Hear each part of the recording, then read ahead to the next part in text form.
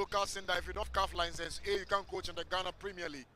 Sule Adamu, the current coach of Great Olympics, should be coaching in the Ghana Premier League. He did his license B in way back 2014. So 11 years he's here to do the license A because of the organization in our football. Wow. Since 2014, we've not done license A in this country. Wow. So if you look at him, he's a kind of coach that you find difficult to break his team down, and he loves to play expansive football. For Great Olympics to go in, look around, and to try to bring him to the club speaks a lot about how they did their scouting on the coaching. You look at Eric Alagidi, the current CEO of the club. He knows Ghana football inside out. For him to bring Sule Adamu to Great Olympics, tell you that they know where they are and where they want to take the club to. For him, you can look at the kind of recruitment that they have done. And this evening, if you look at what he's trying to do, he's starting the game in a 3-5-2 formation. He has watched Accra Hearts of Oak in the GACA Top 4 competition and realized that Hearts of Oak has some exciting players in central midfield. You can do Karim, you can talk about Rahul Amponsa, Martin Kakari, George Panko, David Opoafrani, who is very versatile. He can play as a centre back, and he can play as a holding midfielder. He saw them against Kumasi Asante Kotoko, and he realized that Hearts of Oak won the game because of the transitions from central midfield into attacking channels. He has to stifle them in central midfield, limit them to playing short passing range. Because if they have the pitch to themselves, they will exploit you and carve you open at premium. And for Adamu, his approach this evening speaks volume. For Kodidi Dramani, he will go into this game thinking, what kind of opposition will Olympics throw at him? Because they've not had the opportunity to scout Olympics play any competitive game like the way Olympics has done on them. So it will take him a little bit of time to be able to know exactly what to do. But he will come into the game feeling like we are the most informed team. We can play our normal game and push Olympics to come and play to our rhythm. And for him, continuity is key. He has the players, the big players, all the big guns are on display this evening. And he will send them out there to go and fight for all the 3 maximum points at stake to be able to win the cup. There's a lot at stake for Accra Great Olympics and Accra Hearts of Oak anytime they have the opportunity to meet each other. There's first the bragging rights, and then of course who reigns supreme over the other when it comes to 90 minutes of action. Now going into this game and wary of the fact that Accra Great Olympics themselves are playing in the lower division, will you say that their pre-season has been less intense as compared to what Accra Hearts of Oak have gone through? I think it's about when they started the pre-season. In a football team, you need minimum of 6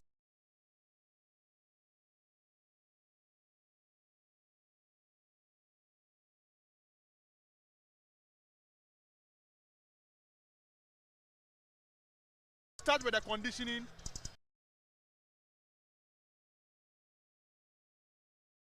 practice and physicality, and you start to play high profile friendly games. So I can see Olympics are in their profile friendly games. So I can see Olympics are in their 5th pre-season period, and I think they are preparing themselves for Division 1. When you look at Sule Adamu, he believes in the 3-back system, 3-5-2 formation, and is one of the tactical brains in the local scene, especially in Zone 3. When you look at that particular zone, I call it a Premier League Anes. Because they have a lot of Premier League clubs there. They have teams who are ready to come into the Premier League. Last season, Port City was one of the best teams in Zone 3. Yeah. This particular season, True Democracy want to qualify. A team like Olympics want to qualify. Atom Dibiza, they were in the quarterfinal stage of the FA Cup. Golden Cakes, they were in the finals of the FA Cup. It's a team, Home Stars, they find themselves there. So, Accra Lions, they moved to Division 1, Zone 3. So, it's a form of a Premier League Anes. Accra Lions and Wafa has also joined Zone 3. Also there. So, they are preparing themselves for the Premier League, and I see them as one of the favorites to qualify from that group. So, it's going to be a difficult game today at the University of Ghana Sports Stadium. Well, it's interesting that we're talking about these statistics because, again, going into the game, it gives you a fair idea of what kind of leverage teams will go into the game. Obviously, for Accra Hearts of Oak to maintain a certain level of status, if not raise it higher, they would want to go into this game, number one, first of all, as favorites, but also number two, to show their fans that they are just about getting ready for the Premiership. The Premiership is not going to be an easy one, and we know that the battle will be tough. Let's start off with Accra Hearts of Oak and take a look at what kind of season are we expecting based on the quality of the players they have and based on the preseason? What kind of expectations do we have? Maybe going into the first couple of games for the season. Well, if you look at Hearts of Folk, a club that is more than 100 years, they want to play in the Ghana Premier League and win the Ghana Premier League every single season. Hearts and Kotoko will always love to go out there and win the matches and win the big trophies, which is the MTN FA Cup, the Ghana Premier League and the Super Cup every season for their fans. And you don't force the fans or whatever they demand from the players. And the players themselves know that if you are going to play for Hearts of Folk, then you have to be the caliber of players that should be playing in the big games and winning the big games. You have to boss the Ghana Premier League. That's how come they've gone for Kodidi Dramani, a proven winner in the Ghana Premier League. So for Hearts of Folk, they would love to bounce back. Ever since Samuel Boadu won the Ghana Premier League for them, they've been punching below their weight. This season, the mood and the mentality around the club tells you everything about this team going into the major season. They want to win the Ghana Premier League in the 2025-2026 Ghana Premier League. And if you look at the kind of signings they've done, it will tell you that they are really in for a fight. They don't want to play a second fiddle or third fiddle or fourth fiddle to any team in the Ghana Premier League. If you look at even their starting 11 in this game, you could tell that they are fired out for this one. Yaman Befi, Kevin Ose-Asibe, Muhammad Ali, and Ransford Mensah. The only changes, the only substitution that you see there at the back line is the absence of the goalkeeper and the captain of the team, Benjamin Asari, who is currently with the Black Stars. In midfield, you look at Abdul Karim starts, David Opon-Afrani starts as well, Enoch Esubontin, as well as Martin Kakari. This is the same midfielder he played against Kumasi Asante Kotoko in the last match of the Gaka Top 4. And up front, Frank Duku partner Hussein Mohammed. Hamza Issa will start from the bench this evening. So this is one of the strongest starting 11 that you can see from Kodidi Dramani. Barring injuries to Baba Adamu, the golden kick centre back, he would have been playing this evening. But he only resumed training on Wednesday. So they are just being cautious with him. That's why they are not involving him in this game. So if you look at them, you can tell that continuity is key for the Phobians. I see. Okay. Now let's look at Accra Great Olympics again briefly. There's a lot of content or intent in terms of those who want to qualify from Division 3, that zone that Accra Great Olympics find themselves, into the Premiership. How smooth or difficult will this be? The way they fare against Hearts of Folk will give a sign of how Olympics team will fare in Zone 3. So I'm sure Adamu would like to throw his best men on the field to play Hearts of Folk.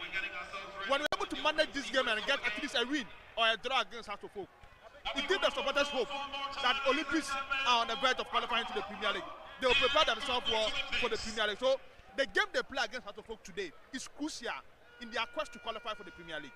Okay, teams have just about wrapped up with their warm-ups and they've been invited back into the dressing room, which means that any moment from now they will be coming onto the field and they will be welcomed by His Excellency the President of the Republic of Ghana, who's also here present to observe the Democracy Cup. But again, if the season is going... It's the Indomitable Hero Pack promo. The goal is to win a trip to Disneyland Paris. We all have 8 comic books, right? I have won a PS5 in the weekly draw by entering the code through the USSD. I won a TV last week and that is so happy. I just entered my 8th code to indomieghana.com. I cannot wait to win my bicycle. I really hope I'll win my tablet. Now, what we all need is the final comic book to enter the grand lucky draw to go to Disneyland Paris. The hunt starts now. Allez! Buy Indomie Hero Packs. Collect all 9 comic books to enter the grand draw and win amazing prizes, including a trip to Disneyland Paris in the Indomitable Hero Pack promo.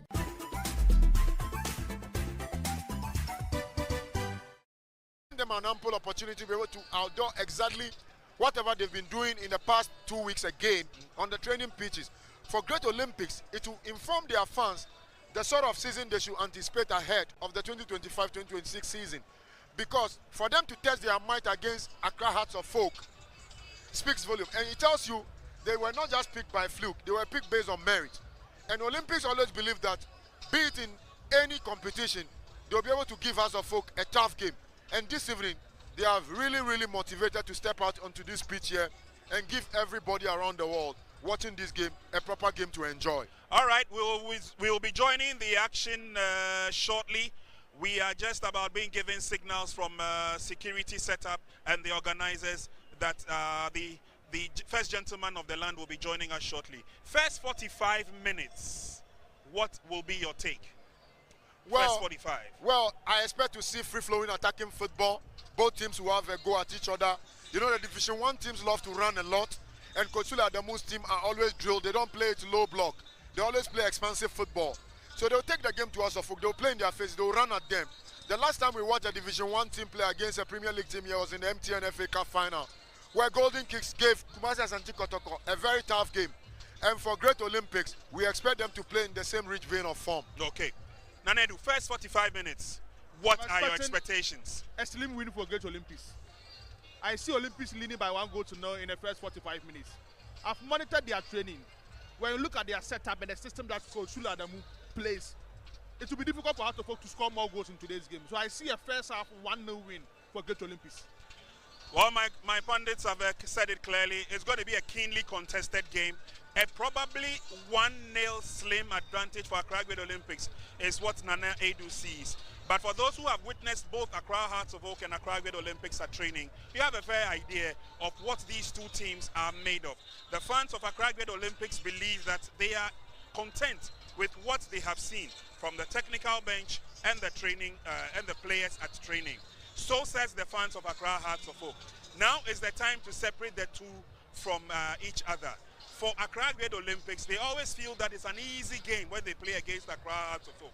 Accra Hearts of Oak, like Blackgate said from the beginning, have really suffered to beat Accra Great Olympics. But the big question is, with the Democracy Cup at stake, which of these two sides will start as favorites? Will it be the famous red, yellow, blue colors of Accra Hearts of Oak, or it will be the predominant white and blue colors of Accra Great Olympics? First 45 minutes will be a very tough game, a very cagey encounter indeed, but we are looking at a positive performance from these two sides. And of course, at the end of it all, we will come back here and wrap up by asking the general questions. How did the performance go? Good luck to Accra Hearts of Oak. Good luck to Accra Great Olympics. Thank you very much for joining us. Commentary will be standing by to run you through the rest of the proceedings, and we will come your way again at the end of presentations. Thank you very much. Welcome to the University of Ghana Stadium here in Accra. It's the 2025 Democracy Cup between Hearts of Oak and Great Olympics. The game was played last season, and it was a maiden edition between the Phobians and their rivals Asante Kotoko. Kotoko went on to win that game and eventually went to play in the United States of America in that game, which ensured that at least Ghana's representation was really felt in the United States. We are back again for the second edition of the Democracy Cup under the auspices of the Speaker of Parliament of Ghana, and this game is expected to strengthen Ghana's democratic credentials with a beautiful sport of football. My name is Nana Dakwa Jesse, together with Josiah Okokwe. We are your commentators for this evening's fixture here in Legon.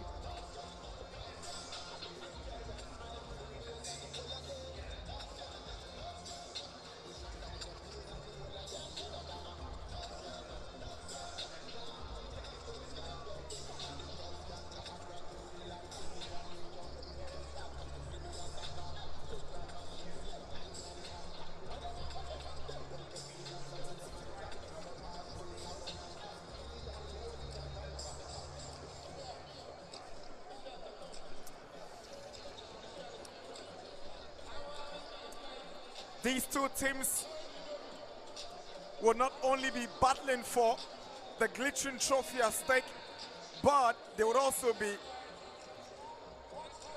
battling it out for the bragging rights. The Phobians say they are the landlords. Olympics claim they only rented out the land to the Phobians, and the Phobians can be termed as land guards. So today, we see who really owns the city in the Manchester Derby. You can also call this game the Gamashi Derby. It's Olympics and Hearts of Oak squaring it off here at the University of Ghana Sports Stadium.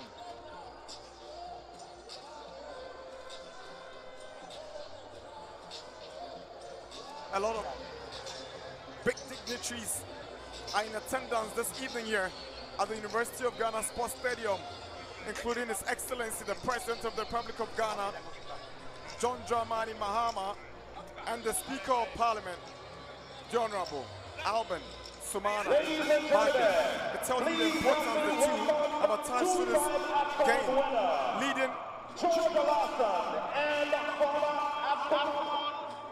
to bring onto the pitch the trophy for the 2025 Democracy Cup are two former national players, Yao Amakwamreku, a former captain of Hearts of Oak, and George Alhassan, a former captain of Great Olympics. Interesting scenes here.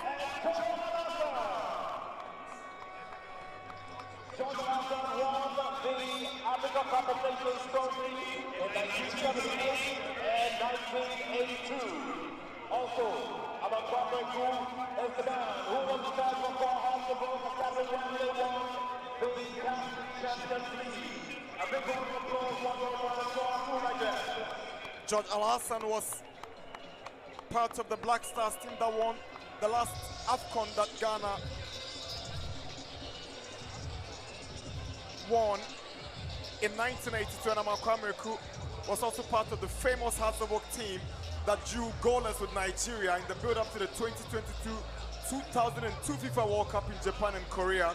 He went on to play in the African Cup of Nations in Mali in 2002. So they both have paid their dues to national team football. Yeah, and I believe that's just the best way to renew, old rivalry. At least some of these players playing for either Hearts or Great Olympics will really understand the significance, of the rivalry between these two city neighbors. And then also today at stake, that glittering, beautiful trophy. Beautiful atmosphere here at the University of Ghana Stadium. All is set, but before the game kicks off, the official pre-match formalities, we see the speaker stepping onto the pitch alongside His Excellency the President of the Republic of Ghana, and possibly a ceremonial kickoff before the real deal comes up. Definitely, it wouldn't really, feel like the Democracy Cup without that iconic speech from the Speaker of Parliament. There's been a series of presses already, even before the kickoff, and it really tells what this game means, to every single Ghanaian, and especially, the Speaker, the custodian, of democracy in this country.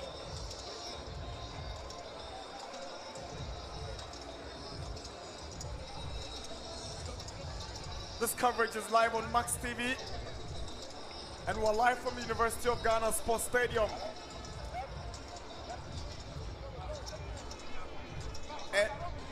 It's also live on Star Times Adepa Channel 247.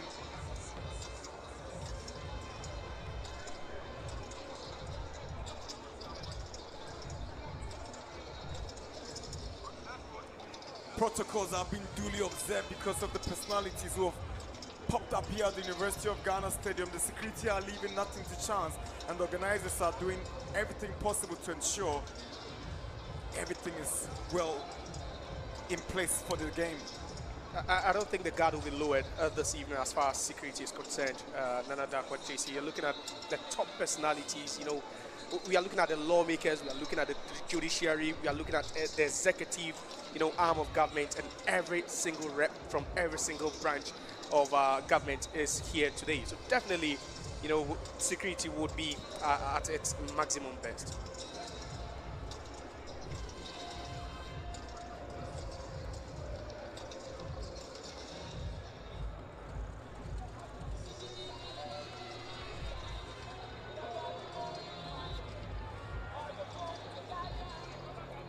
These days, Olympics are playing in the Division 1 League. They play in Zone 3. Their main focus is to regain entry into the Ghanaian top flight, and for their more illustrious neighbors, Hearts of Oak, they are hoping to win the Premier League for the first time in about 4 seasons. They've brought on board Masoud Didi Dramani as the new coach, and Olympics have also brought on board Sule Adamu, and they've taxed him to ensure the team regain their Premier League status. Apparently, I've heard a couple of people saying because Olympics are playing in Division 1, then that might make this game, any less of that competitive game we would be expecting. But tell you what, Nana, I just believe Great Olympics would put aside the fact that they are playing in the Division 1 Zone 3. They would really be going boot for boot with this Hearts of Oak team. And whenever they meet, you know how feisty it is. You know how hostile it gets between these two sides. I expect a very tough game between these two teams.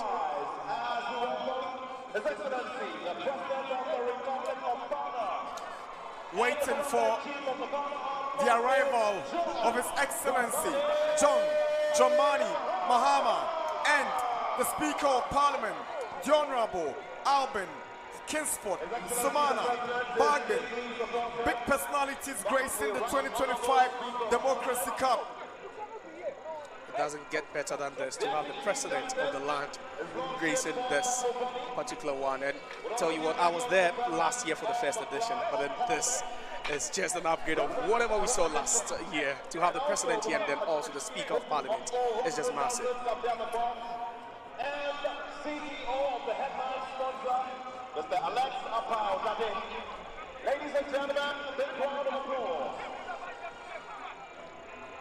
The president is very keen on football and is giving every indication that he's going to push Ghana football to the very highest level. We might just hold on and listen to what the Speaker of Parliament, Honorable Alban Bagden, has got to say to the people who have gathered here and those watching us live around the globe. What we need to know about this Democracy Cup. Definitely, definitely. Right honorable Alban Sumana Kingsford Bagden. A big round of applause as we hand over to it. Just loves the cameras, doesn't he? Yes, he does. I saw a picture of him training this morning in the build-up to this game, but not too sure what he intended to do, whether it was going to be a guest player or not. Yeah, there were reports he pulled a muscle. Oh, he pulled a muscle. Of Ghana. My Lord, the Acting Chief Justice, Justice Bafu Boni, the Chief of Staff, and other staffers of the Office of the President, Honorable Ministers of State and Members of Parliament, the Clerk to Parliament and staff of Parliament, particularly the soccer team and the Parliamentary Service football team, the Chief of Defense Staff, and the Inspector General of Police, the Chairperson of the Electoral Commission, the Chairperson of the National Commission on Civic Education, our gracious sponsors, relatives and representatives of governance institutions, our beloved legends, the former Black Stars players, our friends and partners from the media, distinguished ladies and gentlemen. The much-awaited day is here. The day we have for weeks trained and prepared for. Our training in Parliament commenced with dynamic stretches, light jogging, and mobility exercises to build our muscles and lubricate our joints. After that, we proceeded with skill development, focusing on dribbling, passing, shooting, and ball control. we progressed to tactical training by conducting small-sided games to practice positioning and teamwork.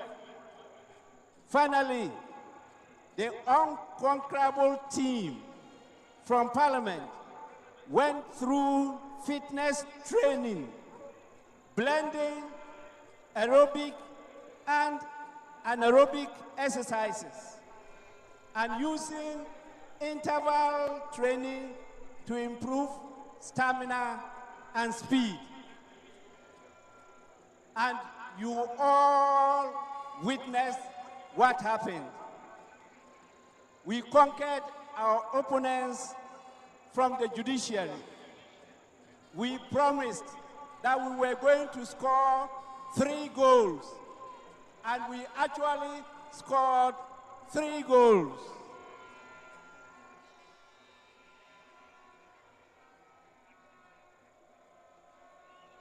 On behalf of the leadership, the members of Parliament, and the staff, we congratulate the victorious parliamentary team. Your Excellency, we are here to enjoy the beautiful game of football.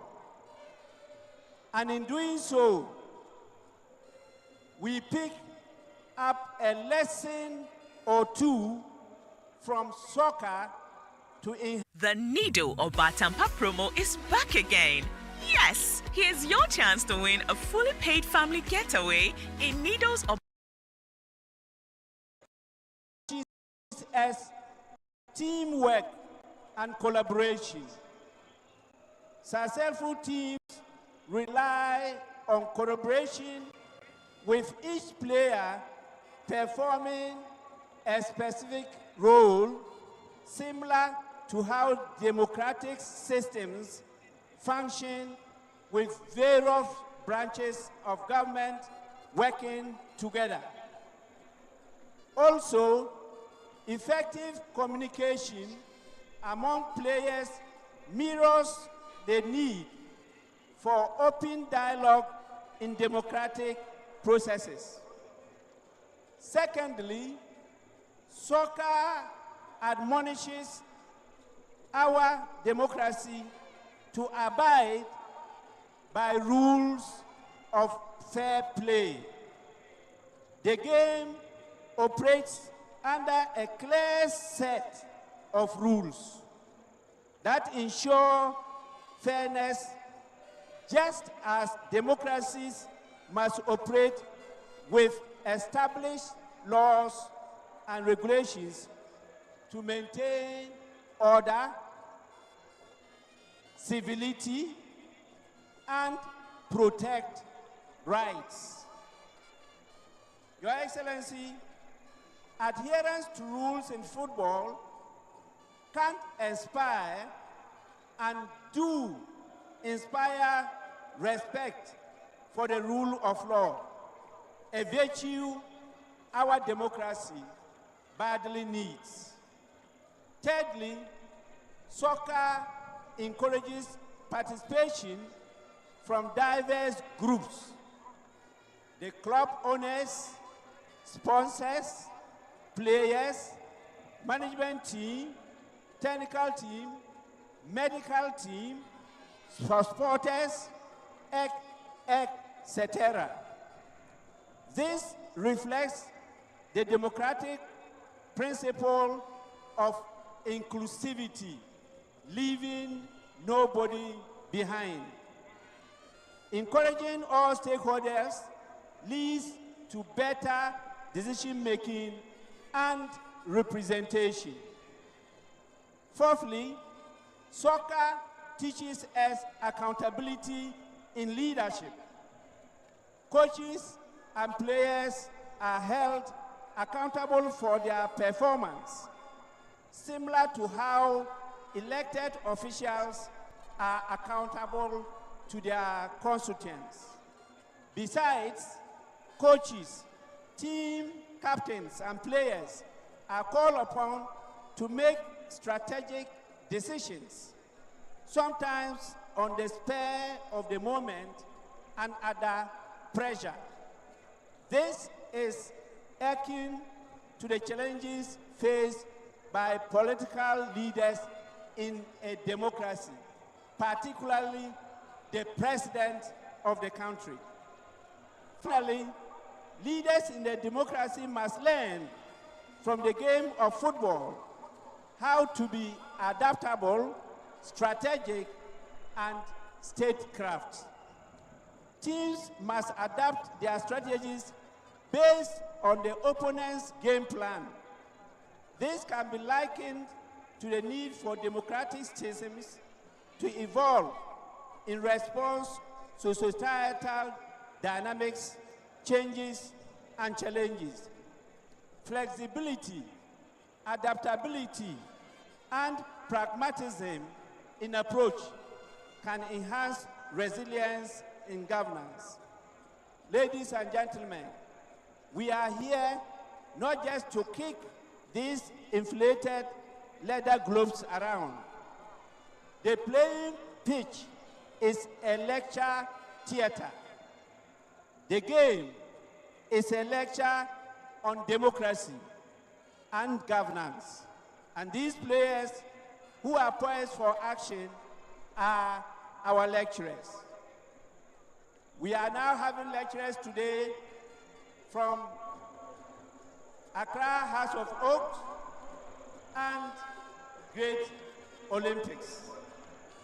On this note, I have the singular honor to invite the President of the Republic to undertake the official kickoff for the commencement of the match. May the better team win the match. Long live Ghana's democracy. Long live football made in Ghana. Long live the Republic of Ghana. Parliament is the anchor and answer. I thank you all for your listenership.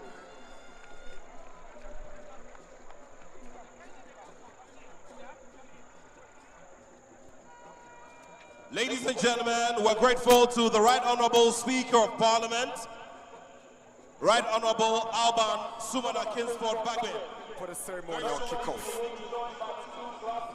Who will be inspected by His Excellency the President and all the dignitaries, after which we'll roll off to the very big kickoff.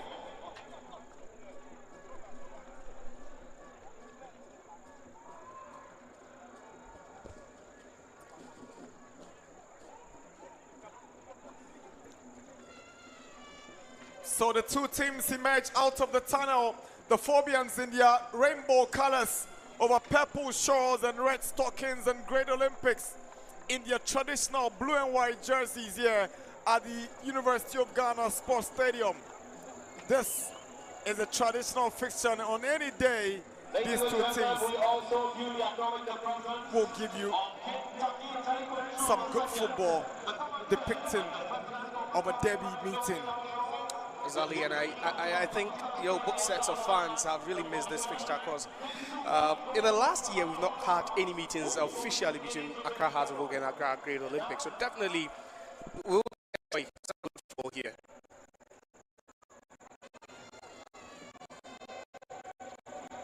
Accra Hearts of Oak in time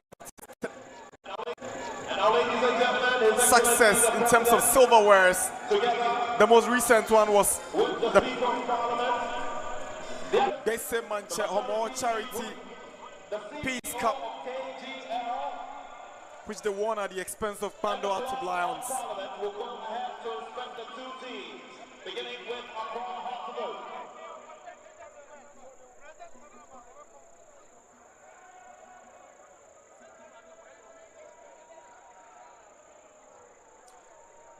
Official exchange of pleasantries with Honorable Abin Babin leading with His Excellency John Dramani Mahama.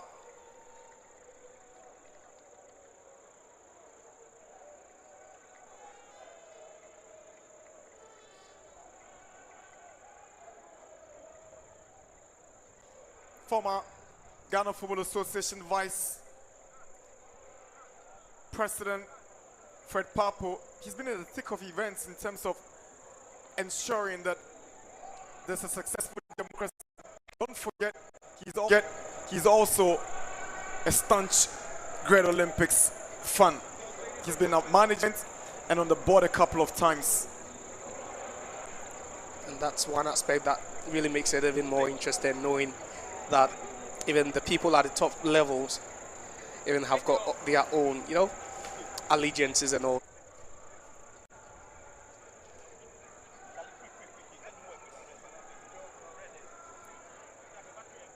Interesting to see Samuel Kusi, the former King Faisal captain, wearing the armband for Great Olympics in this evening's fixture. He comes with a lot of experience. Tony Buffo, Black Stars legend, takes time to exchange pleasantries with the Speaker of Parliament. So all set, we're good to go here at the University of Ghana Stadium. It's Olympics and Hearts of Oak scoring it off for the 2025 Democracy Cup. I guess it will be time for us to observe the national anthem of the Republic of Ghana.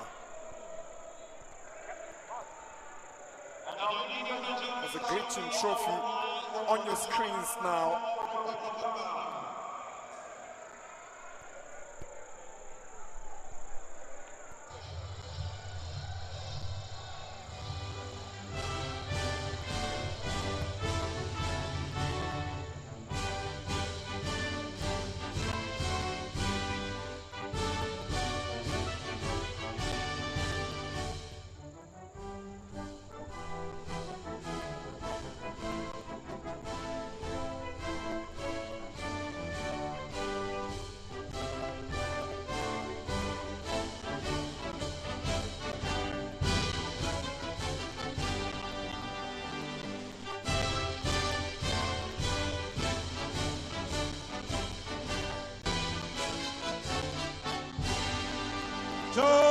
Toboy! Toboy! Toboy!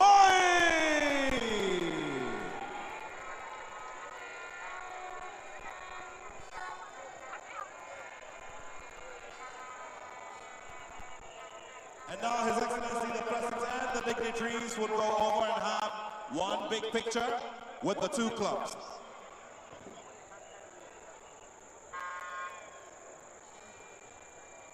So the dignitaries and the players will go for an official photo before the start of the game with a big banner with the inscription AGL Democracy Cup 2025.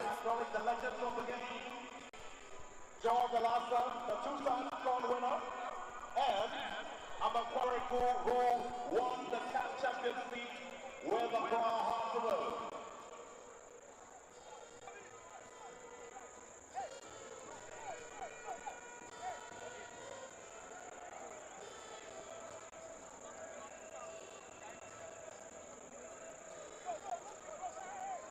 That's quite an iconic moment there, you know, having both sets of teams or both sets of players from the two teams, and then also officials, the president, the speaker, and then other dignitaries, and having a photo shoot.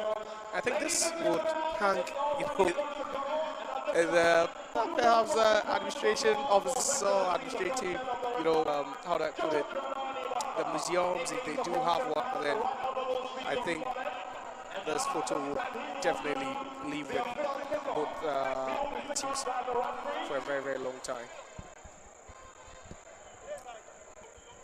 President Mahama is getting ready for the official ceremonial kickoff. There we go, His Excellency has done it.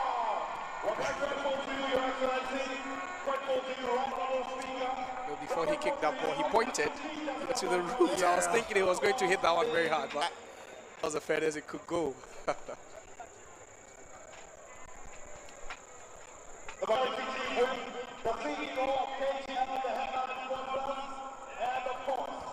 going to all the other dignitaries who supported us for the of this day.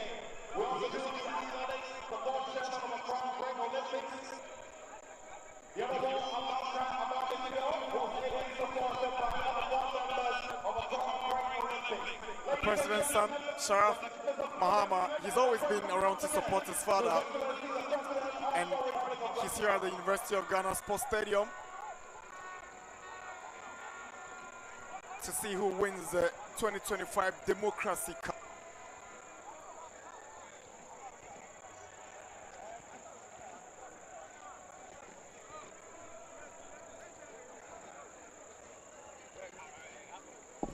Hearts of Oak lineup: goalkeeper Shaib, Beifi, Mensah, Ali Mohammed, Kelvin Osei-Sibe, Enoch Esubontin, and Opon Frane playing in that midfield with Frank Duku, the new boy, who is gradually warming himself in the house of the Phobian fans, leading the attack with Abdul Karim, Martin Kakari, and Mohamed Hussein supporting from midfield.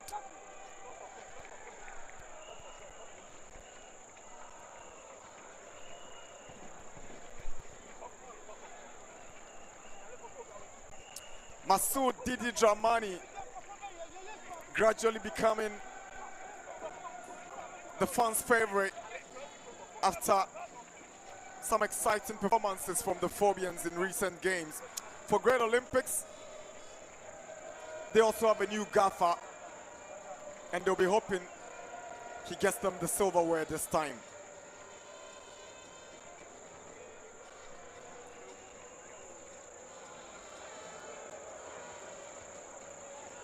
Our center referee is Theophilus Sechi, assisted by Abraham Pate and Alex Amwabin. Kojola Abiweja is our fourth referee.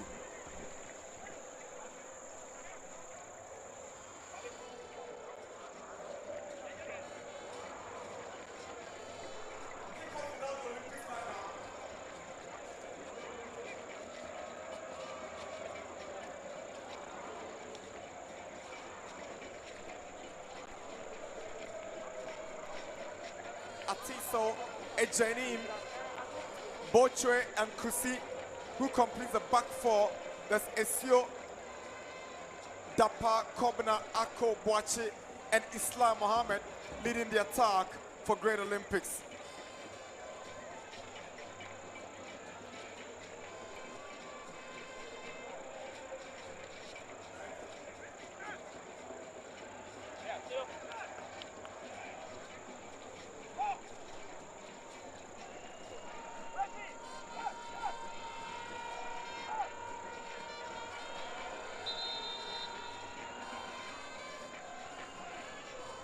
Osei-Sibe wearing the arms band for the Phobians this evening. His leadership qualities has never been in doubt, and he's stepping in for Black Stars goalkeeper Benjamin Asari, who was away on national duties with the Black Stars in the World Cup qualifier against Chad in N'Djamena yesterday.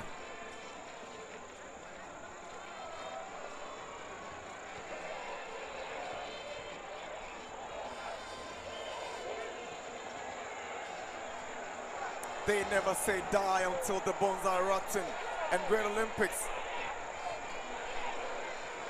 equally get themselves ready for this Gamashi Derby at the University of Ghana Sports Stadium. Just can't wait for this game to get started.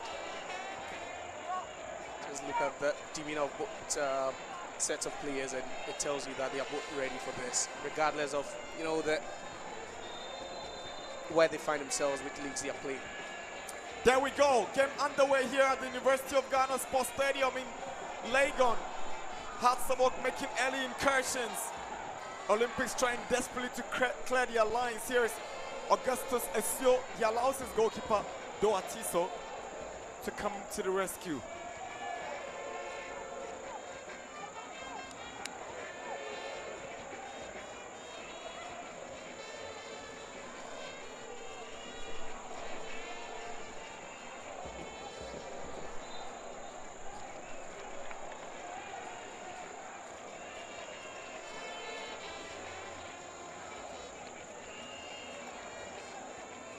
Olympics have a free kick, is quickly taken. Here is Esio.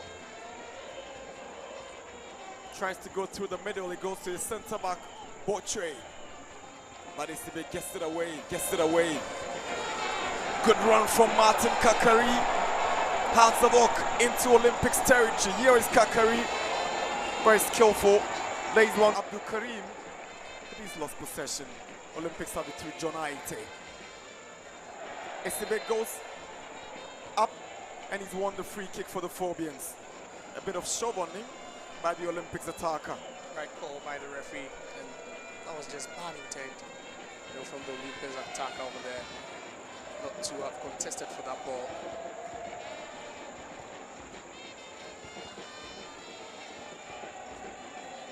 Asai Sibe, there's a good crossing, but nobody at the end of it for the Phobians. Esio. The Olympics goalkeeper under pressure with a desperate clearance. Duku is lurking, but Olympics will clear their lines.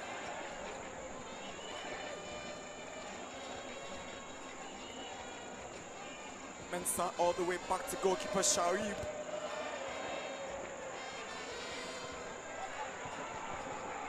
Olympics on the move on the right hand side. Confident play from the Asamoah goalkeeper. Samuel Kusi for Olympics, pushed down right before referee Theophilus Seche. Free kick for Olympics. Definitely would just have to see this game start with on a combative note between these two sides. We've seen Hearts of Oak player shove an Olympics player before, and that's the kind of rivalry between these two sides. But then Hearts of Oak, they look a bit more fitter with the way they're moving the ball.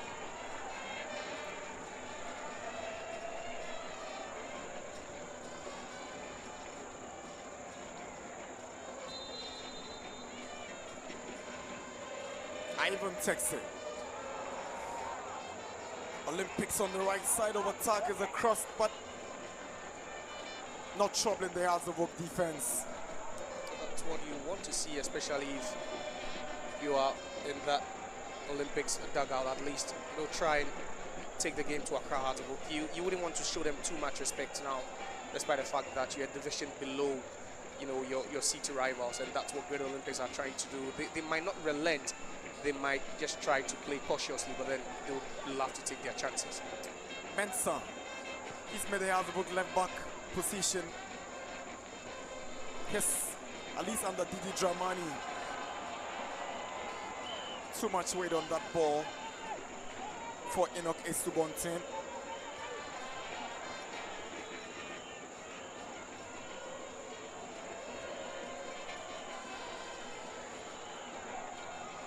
Hussein. Abdul Karim, chance to drive one in, is blocked by Botre. Here is Amanko Abefi. Stopped in his tracks by Jonah Aite. Aite goes down, referee whistles for a foul against Amanko Abefi. And he just put himself into trouble there, Amanko Abefi. He had space, he had the option to also pass the ball backwards a bit, but then that turn was a bit slow there, allowing his marker to just steal the ball.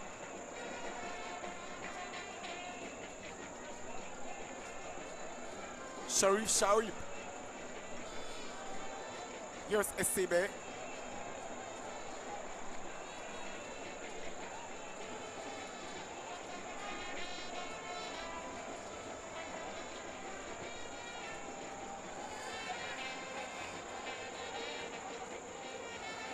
That's clever defending from the Olympic centre-back, Ajanim. Ali Mohammed all the way back to Sharif Shaib.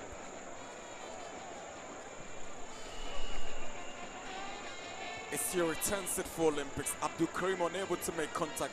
Afrani gets to Karim. Hussein to Afrani. These days he's enjoying his midfield role. Mensah. The poor touch from Hussein.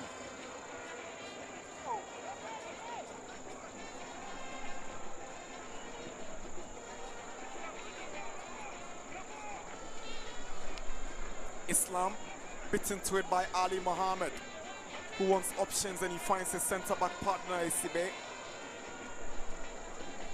It'll be interesting to see how these guys compete for places in central defense. There's Adamu and there's Esibe. as well as Ali Mohammed. Yeah, and that's the sort of competition the coach wants to bring into this team. He just doesn't want you to feel relaxed as if the position is yours and you can't be displaced. Everyone can be displaced in this kind of team, and that's the kind of philosophy Coach Masoud Didi Jamani wants to bring over there. And I'm quite surprised that after playing the 3-back system a couple of times in their last games, he's resorted to the 4-back system, and it still looked okay for them. There's not been a situation you'd say they look panicking or anything like that, and I believe that's the sort of confidence you'd always want to play with. He doesn't have a left-footed centre-back in the squad. Probably reason is reverted to the back four now. Here is Issy Bontain, hangs on and finds Mensah, swings in across the face of the 18-yard box. Kakari tries to shoot, and it goes over the top for a goal kick. What about attempt from Martin Kakari, who today is not playing in that natural number 10 position. He's rather playing at the right-hand side of attack. And just look at that, about 4 Olympic players around him, but then still managed to find some space to shoot that.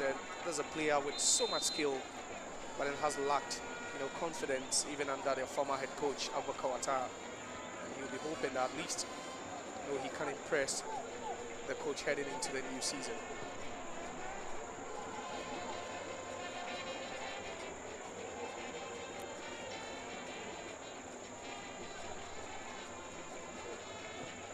Afrani returns the ball to the Olympics area. Essio is up against Issy Bontain.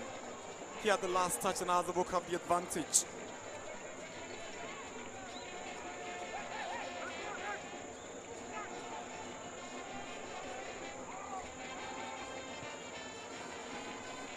Here is Osei Sibe, the Hazabo captain for this evening's fixture, Abdul Karim. He's under pressure from the Olympics attacker.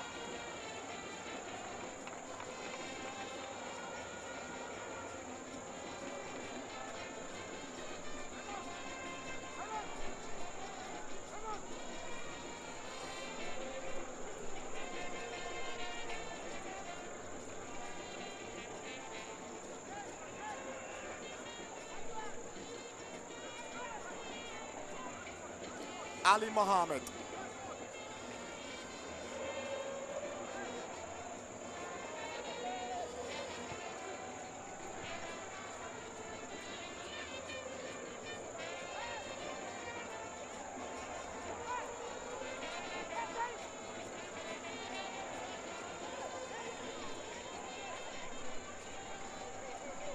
Hussein on the move. Very industrious player, but he's giving it away. Olympics of possession now. That should be a foul. Referee tries to play the advantage because Olympics still has possession. Here is Dapa.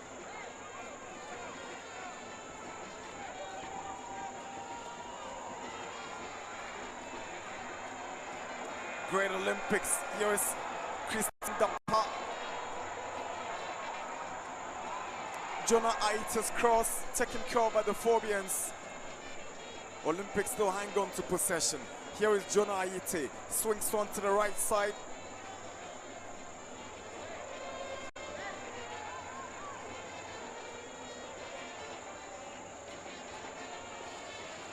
Injury concerns for Hussein as the referee Teofilo Seche whistles for Hussein to be taken care of.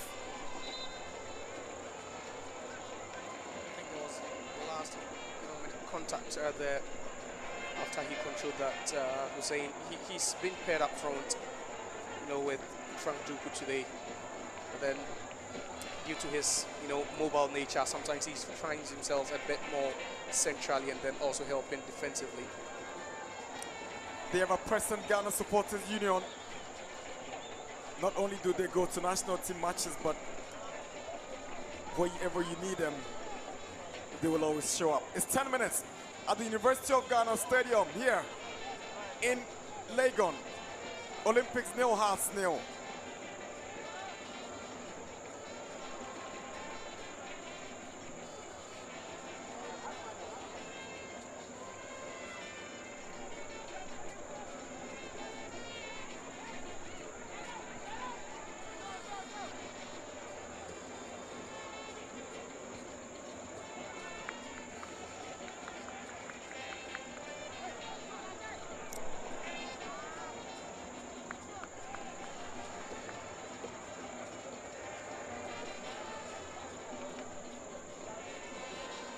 Good run from Bayfi Afrani.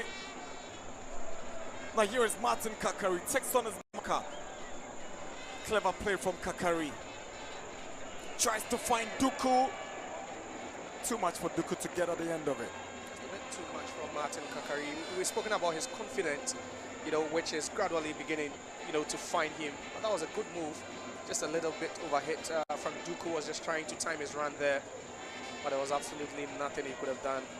And Great Olympics, they've been very, very, very tidy at the back this evening. They've been so disciplined, allowed Hartlepool just fewer touches in the box, and if they should keep it this way throughout the first half, it would be very, very disturbing for Didi Dramani's men.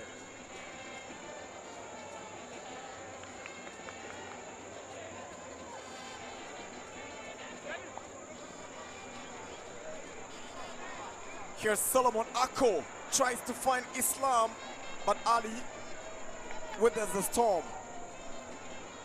Here's Islam, Osaisibe with a powerful header out. Abdul Karim can't control well. There's a foul. Mensah brings down Solomon Ako, free kick, Great Olympics. Yeah, and Solomon Ako is really intriguing, this evening. He's been a very, very, tough customer for Ransford Mensah to deal with. His movement on and off the ball has really, really created a lot of trouble for Accra.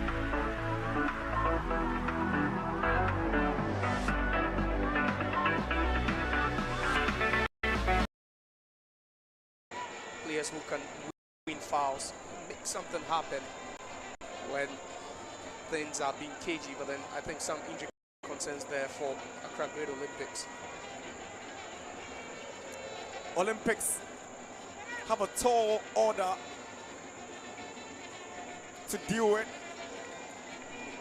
They play in Zone 3 of the National Division 1 League in a zone that has got some former Premier League teams also seeking for Premier League qualification. Oko United is in that zone, don't forget. Recently relegated Accra Lions in that zone as well.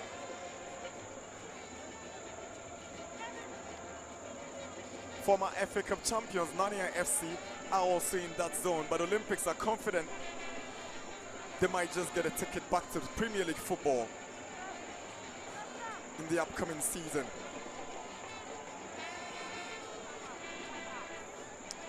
To the Premier League always feels like a birthright to every single Olympics fan. I wouldn't begrudge them at all. And it's not going to come easy. There's true democracy being tipped by many to book their place. Olympics might just be forced to go for an early substitution. It's not looking good.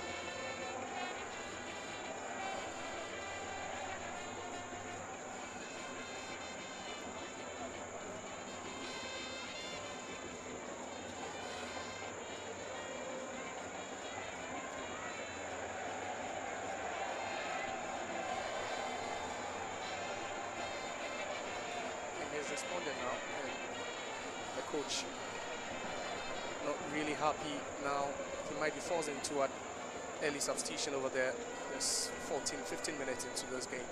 Injury force substitution.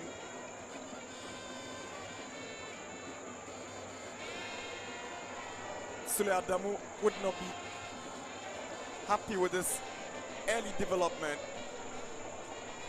Now let's see what Olympics come up with.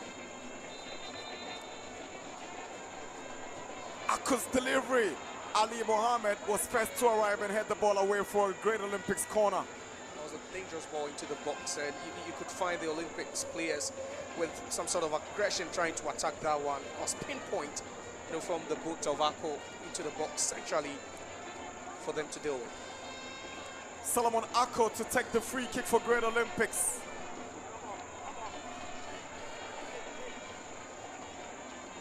Ben Swanin. Hussein, in a desperate attempt to clear the ball, was unable to do it. Jonah Aite picks out Ivan Janim, but it's a goal kick for the Phobians.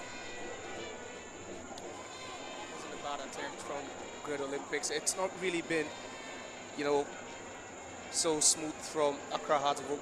We've seen them in the top four. We saw them when they played, in the President's Cup. We saw them in the Gamanche Omochaiti Peace Cup. It was so smooth. Today it looks a bit untidy. They are struggling to find grip. I don't know if it's due to, you know, the length of the grass, but then that's not how you'd always see a Masoud Didi Dramani team play.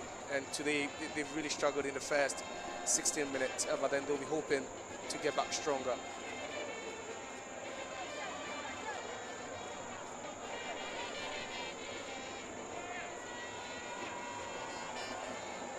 Martin Kakari checks onto his left foot, looking for space, swings in across. Doku is lurking. Mensah controls and finds Duku. Afrani, now Befi. Kakari is getting onto the end of it. Lovely skill, he goes down, but there's no foul in it. There's a goal kick. Referee was just within close proximity to spot that over there. Very tight space for Martin Kakari, trying to use his trickery there to go past his marker, Ivan Ajaman. The referee with the right call. So, confirmation of the substitution. Great Olympics have been forced to make the first change of this game.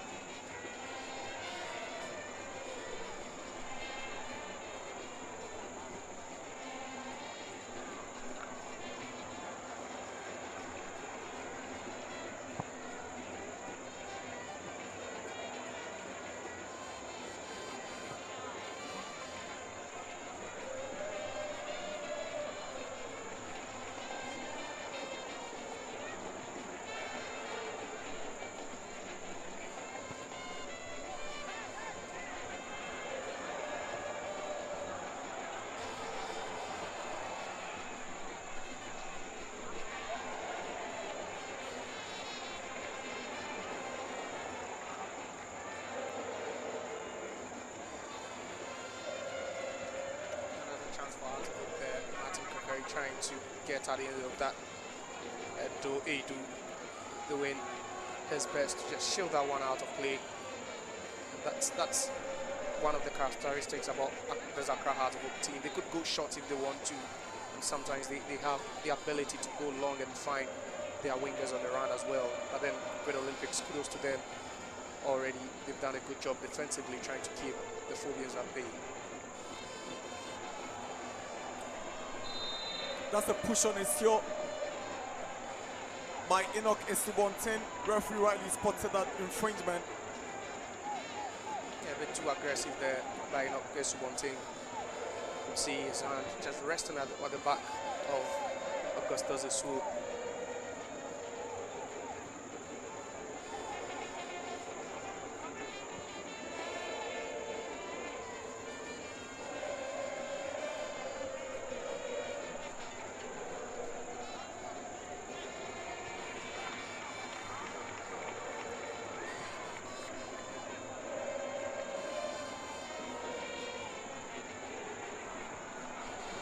Olympics trying to weave their way into the Azabok 16-yard box. Here is Jonah Aite. Now David Kobna, right-footed cross in. Esubonten gets it away, but Hussein gives it back to Olympics. Here is Samo Dapaeje.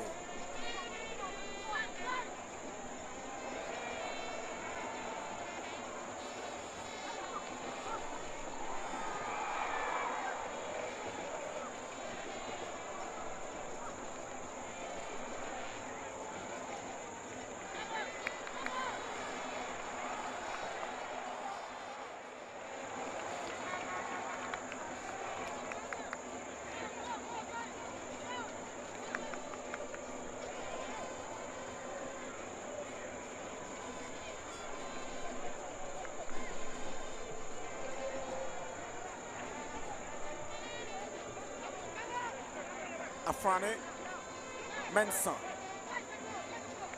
20 minutes, no goals at the University of Ghana. Lovely play from Abdul Karim. Here is Hussein. Spots the run of Kakari. Kakari has got Bisu to confront, who just got introduced for Kusi, and the idea was good, but Isubanti was not arriving on time. Yeah, good idea by Martin Kakari, who had to check onto his favorite left foot. But then again, that cross just landing very close to Do Edu, the Great Olympics goalkeeper. You could see the frustration, you know, from Duku, who made the run earlier on. SCB searching ball meant for Duku. Duku has been a bit quiet in this opening 21 minutes. He was full of energy and brilliance when Hazebuk played in the top 4 and even in the President's Cup. And perhaps because he enjoyed that partnership with Hamza Isa, who is actually also a striker, unlike Mohamed Hussein, who is more of a midfielder, so would want to retreat into midfield and allow him to work alone. It was in the Besse Manchao Charity Peace Cape that he announced his presence. Otuche was part of the team that played in the President's Cup. His deal was about to be negotiated by the time with Vision FC, but I tell you what, he seemed to have taken over the striking role at Hartlepool. The big question is, where does Hamza Isa fit into this setup? You rightly said it, perhaps just right behind him or even beside him with that 4-4-2 flat like they're playing today. Hussein has been very, very mobile, so he's not offered that support for Frank Duku. Islam against Esibe. He uses his strength to advantage. Esibe brings Islam Mohammed down. Referee whistles. Free kick, Great Olympics. That's just the right call. Referee very close to the action there. Esibe failing to deal with that initial ball, and you could see his hands all around, you know, Islam Mohammed Barry, and it's just the good call. Islam Mohammed Barry was brought into the Olympics team just this era under Sule Mohammed to lead the attack. He joined from a team called Untold Story in Isiakwa in the Eastern region. So probably he has an untold story for us to figure out this evening here at the University of Ghana Sports Stadium. That's a metaphor in that one, an untold story, perhaps, to even, you know, tell the Hartlepool fans, but that's quite dangerous for Hartlepool. Bissiou to take the free kick. Anthony Bissiou. It might just be a left-footed swing from Bissiou, and it's gone horribly wrong. The roar from the stands, from the Great Olympics fans, tells you, that just sums up that effort from Bissiou. Perhaps, you know, not what he had wanted. He just looked into the skies, you know, with so much displeasure after hitting that one.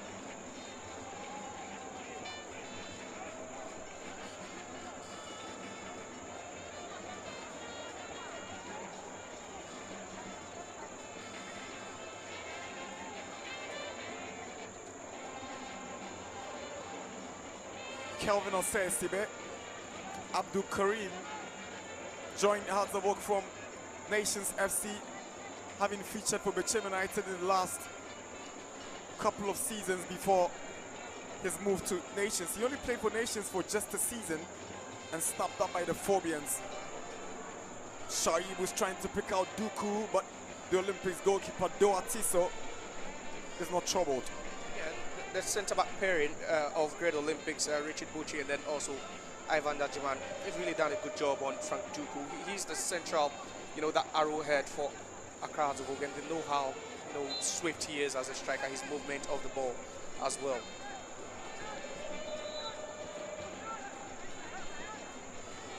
Yeah, that was that foul there on Martin Kakari, and he's really having a good day, Martin Kakari.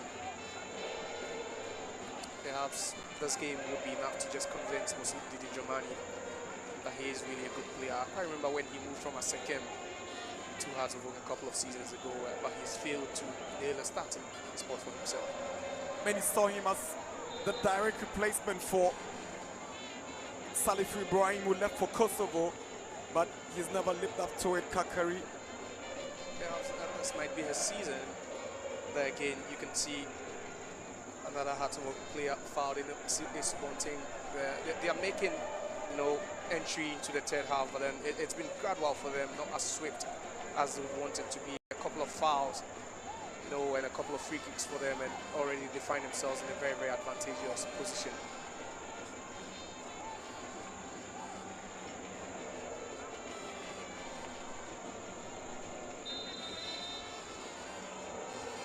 Free kick taken by Kakari.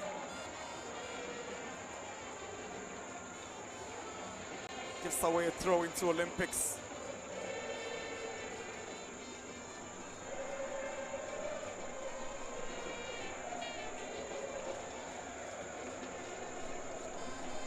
Bayfi racing all the way back. SCB wants to take care of matters, and Afrani gives away possession. Olympics have ideas of attacking, but here comes the Hazardvox keeper. SCB cleverly calms the situation down for the Phobians.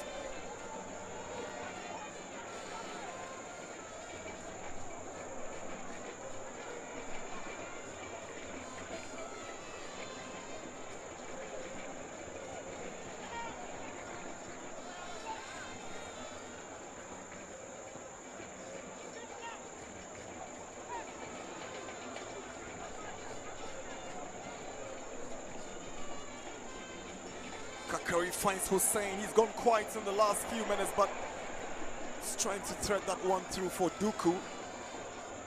He was not aware of that idea. Again, a bit of a late movement from Frank Duku there. Couldn't spot that pass from Hussein on time. And just a fraction late to get onto that one, but Hussein again a bit adventurous there with that pass and nearly finding the striker. Mensah under pressure, goes to Shaoyu. Isio controls well.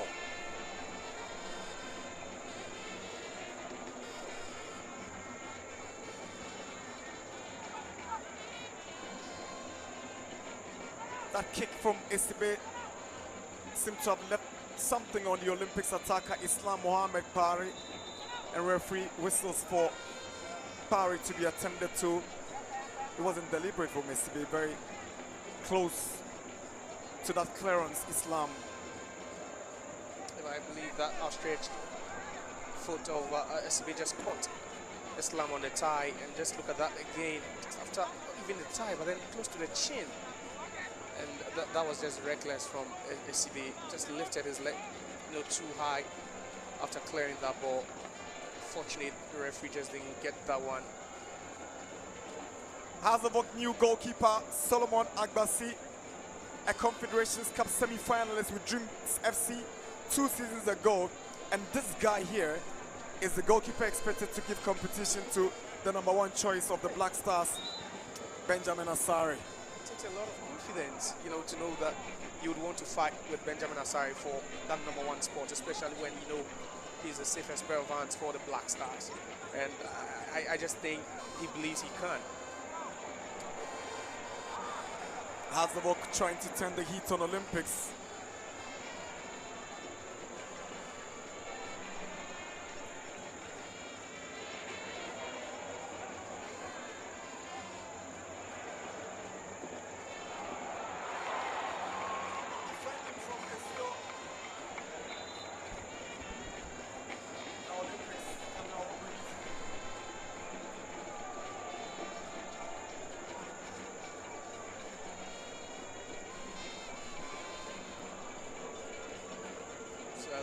The body check, you know, from Martin Kakari, the in-swinging cross, but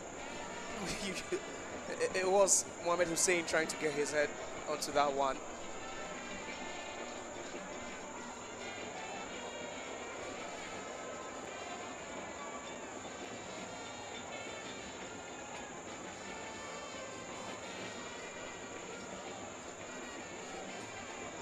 Olympics in the middle,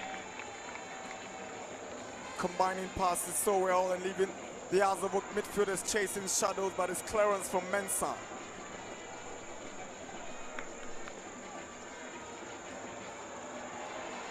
Chance for Islam. Islam against Esibe. Reasonably defended from Jose Esibe.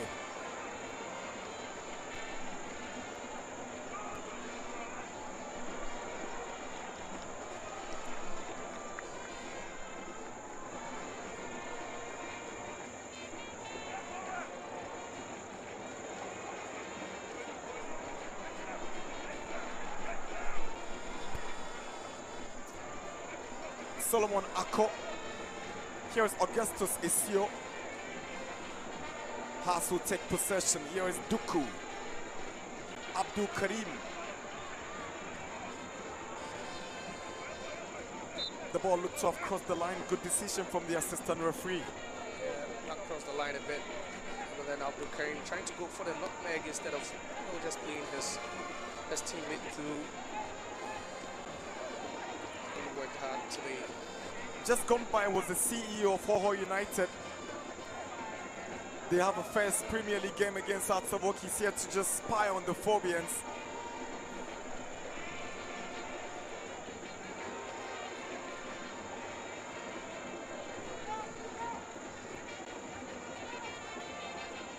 Here is Bayfi, sends in a cross, away by the Olympic centre-back Bochwe. Now here is Afrani. Good ball to Mensah. He wants to shoot from the distance, but Bochwe will take over for Olympics. Islam, poor pass from the middle. Teams are struggling to field grip, especially Great Olympics. They've not really been able to string 4 or 5 passes together since the start of this game. They've resorted to the long balls, but Hearts of Oak have also been able to deal with everything that has been thrown at them.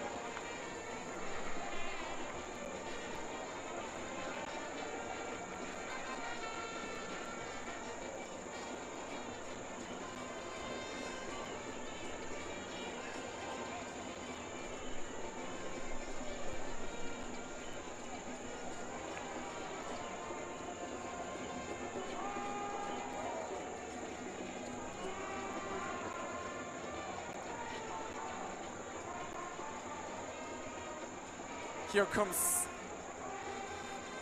Kakari, who will swing from the left to the right. Chance for Duku. He turns and finds Esubontin. That was a big chance for the Phobians.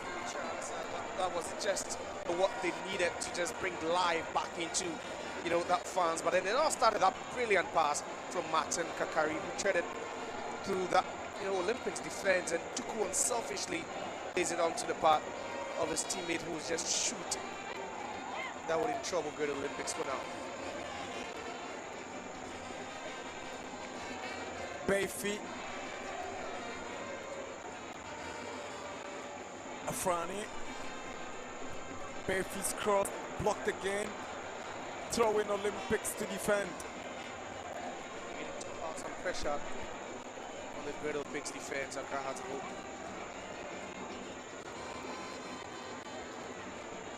Abdul Karim with a teasing ball in, but it will trouble Great Olympics. And I just think that that's what Masud Didi Dramani would want to see. Yeah, they would show or give respect to Great Olympics, but then they would also go at them because they know they are Premier League side. They know they've beaten Kumasi Asante Kotoko long ago. They've beaten team like Heart of Lions. They played out a 2-2 draw against BBN Gold Stars in the top 4, and those were top-notch performance by Accra Hearts of Oak. And to have a team like Great Olympics disturb them and keep them at bay for close to 40 minutes tells you that it's not what the coach wants to see. It's really, really scruffy, if I should put, from the Phobians.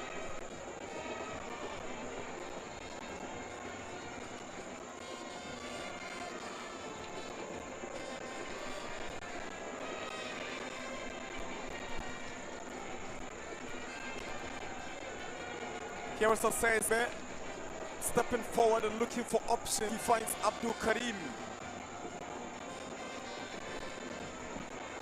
The former Accra Lions man finds Mensah. Here is Hussein, beautiful skill. He's got Kakari going backwards, coming from offside position. Yeah, right from the red zone. And credit to the Great Olympics back line, and just look at that. Just moved from that offside position before receiving the ball, and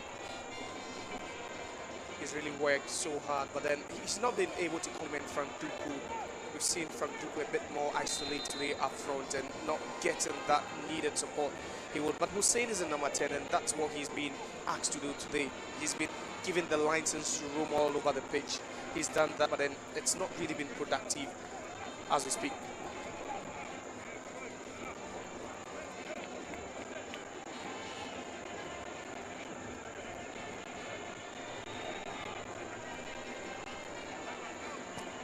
Great Olympics who opened their Division League campaign with a date against fellow former Premier League side Inter Allies, with the Phobians beginning their campaign with a date against newly promoted Hoho United FC. These games, coupled with the ones played in top 4, the President's Cup, the Gbese Manche More Charity Peace Cup game, must have given Didi Dramani a fair idea of the Arsenal is going to deploy when the campaign starts early next week. Most definitely, this is an entire new 11, with the exception of a couple of players that consistently played. You know, I think it's just a new...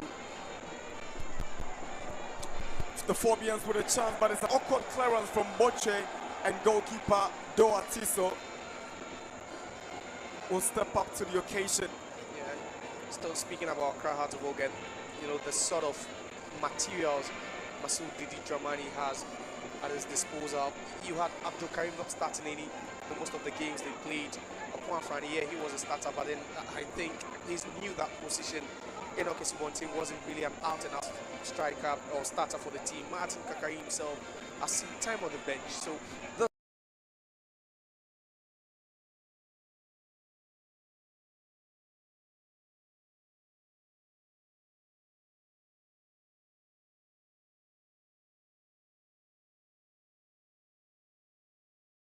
Ghazali screaming at Mensah. He needs to be careful. Yeah, he's been reckless, you know, especially whenever he's come toe-to-toe with Solomon Ako at the left-hand side of the Accra Hearts of Oak defense. Ako is quite tricky, and you know, he is a very good player.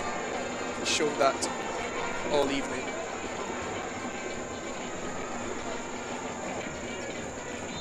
Augustus Osio to take the free kick. Bends one to the far post. Shayoub stays in his post. Header away by Bayfi. And Abdul Karim will run to the end of it. Tries to put one through for Esubontain. Back to Abdul Karim. Now they can break away from the left-hand side, and Mensah to Kakari. Afrani. Other fans have enjoyed how the team has played under Didi Dramani, describing their players, the Didi ball. Here is Esubontain from the pass of Bayfi, the former Wafa man, back to Bayfi. Bayfi was on loan at Dreams FC last season, but the Phobians recalled him and allowed Suraj to go on a permanent deal with the Still Believe boys. Here is Abdul Karim. Now Mensah.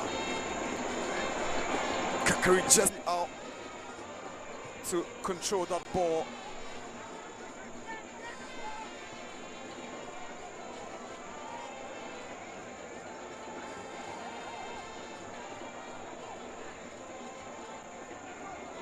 Bayfi through ball, lovely turn from Esubontain, but that's some good defending from BCU. Now Bayfi can send a decent cross. Again, it's cleared this time by Bochwe. Esibe. It's Olympics on the offensive. Osei Esibe nearly gifted the ball to Islam Mohammed, but the flag was up against Olympics for offside. It was Islam in that position.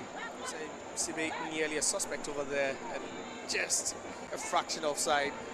The good call by the assistant referee to call that, and now it looks like, you know, Hearts of Oak are really finding the grip they missed during the first 30 or 35 minutes. Good run from Esubontain, stopped in his tracks.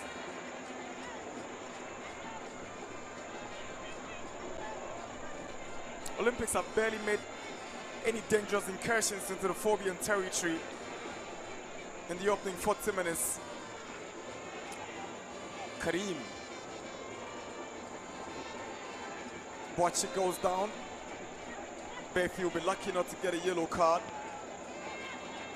Samuel Boachi joined from Inter Allies. He was actually captain for Inter Allies in last season's Division 1 league, and Olympics snapped him up even before the start of this new season.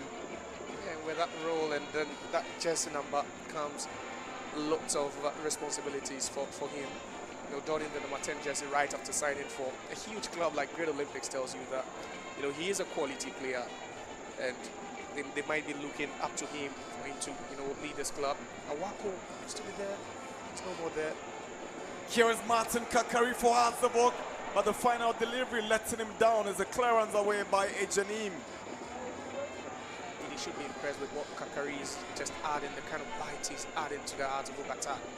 Already he's, you know, putting a couple of balls through, and they've been dangerous balls for Great Olympics. Duku unhappy with the decision of the referee, but it was always going to be against him. Yeah, of course, and that's Abdul Karim again, just, you know, pulling the shirt on his marker there.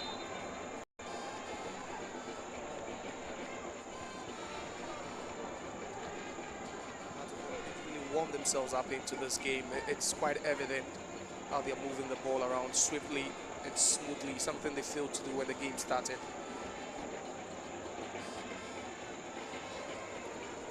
Ali is looking for Mensah to come to his rescue.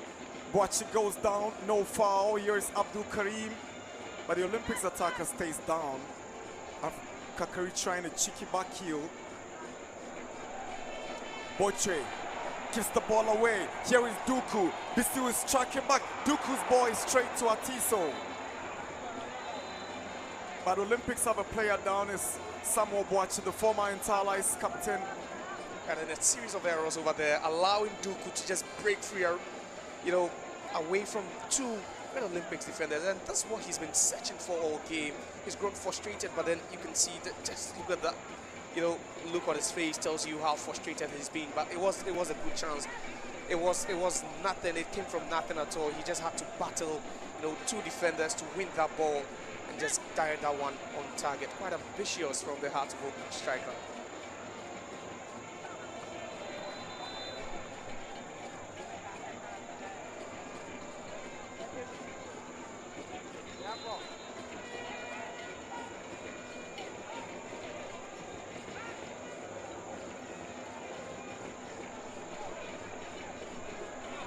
Hartlepool with a new look, technical setup.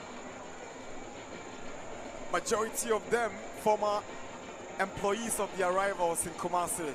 They have Didi, who coached Kotoko to Premier League success. Goalkeepers trainer Najau Isa. He's been part of the Kotoko family in the last 2 seasons, and former assistant coach Abdullah Ghazali, who last season coached Basiki Holy Stars, decided to journey to the capital and join the Rainbow Lads. Abdul Karim is looking for Kakari. Coolly collected by Ako. Here's Augustus Esio. Ivan Ajanim gets it away. Here is Islam. Now Bisiu.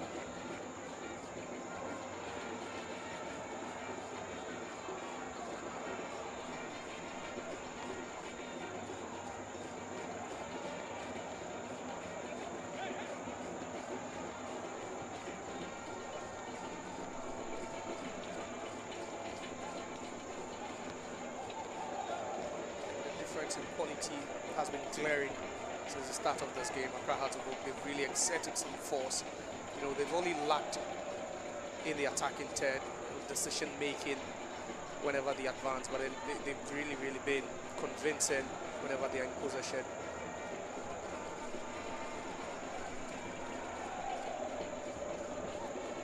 We're doing 2 minutes of additional time. It's 45 minutes already under the lights at the University of Ghana Stadium here in Legon, Accra. It's the two city rivals, Olympics and us, drawing goalless.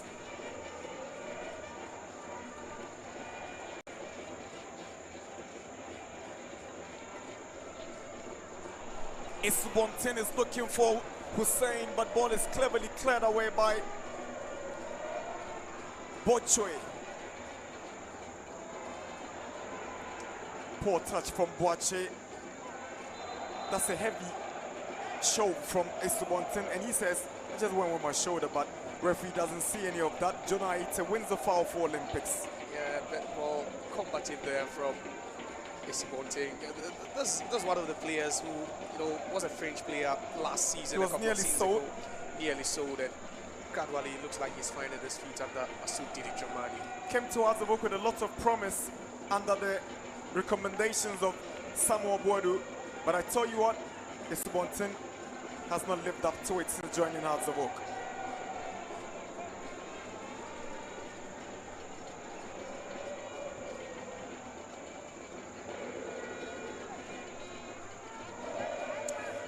Two additional minutes already done here in Legon. Referee Theophilus Seche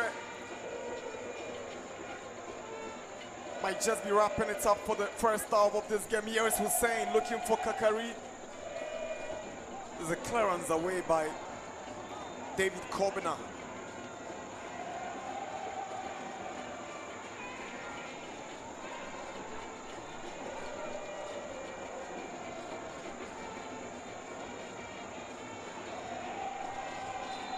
Ransford Mensah's throwing straight to Atiso, and that's the whistle to end the first half of this 2025 Democracy Cup between two city rivals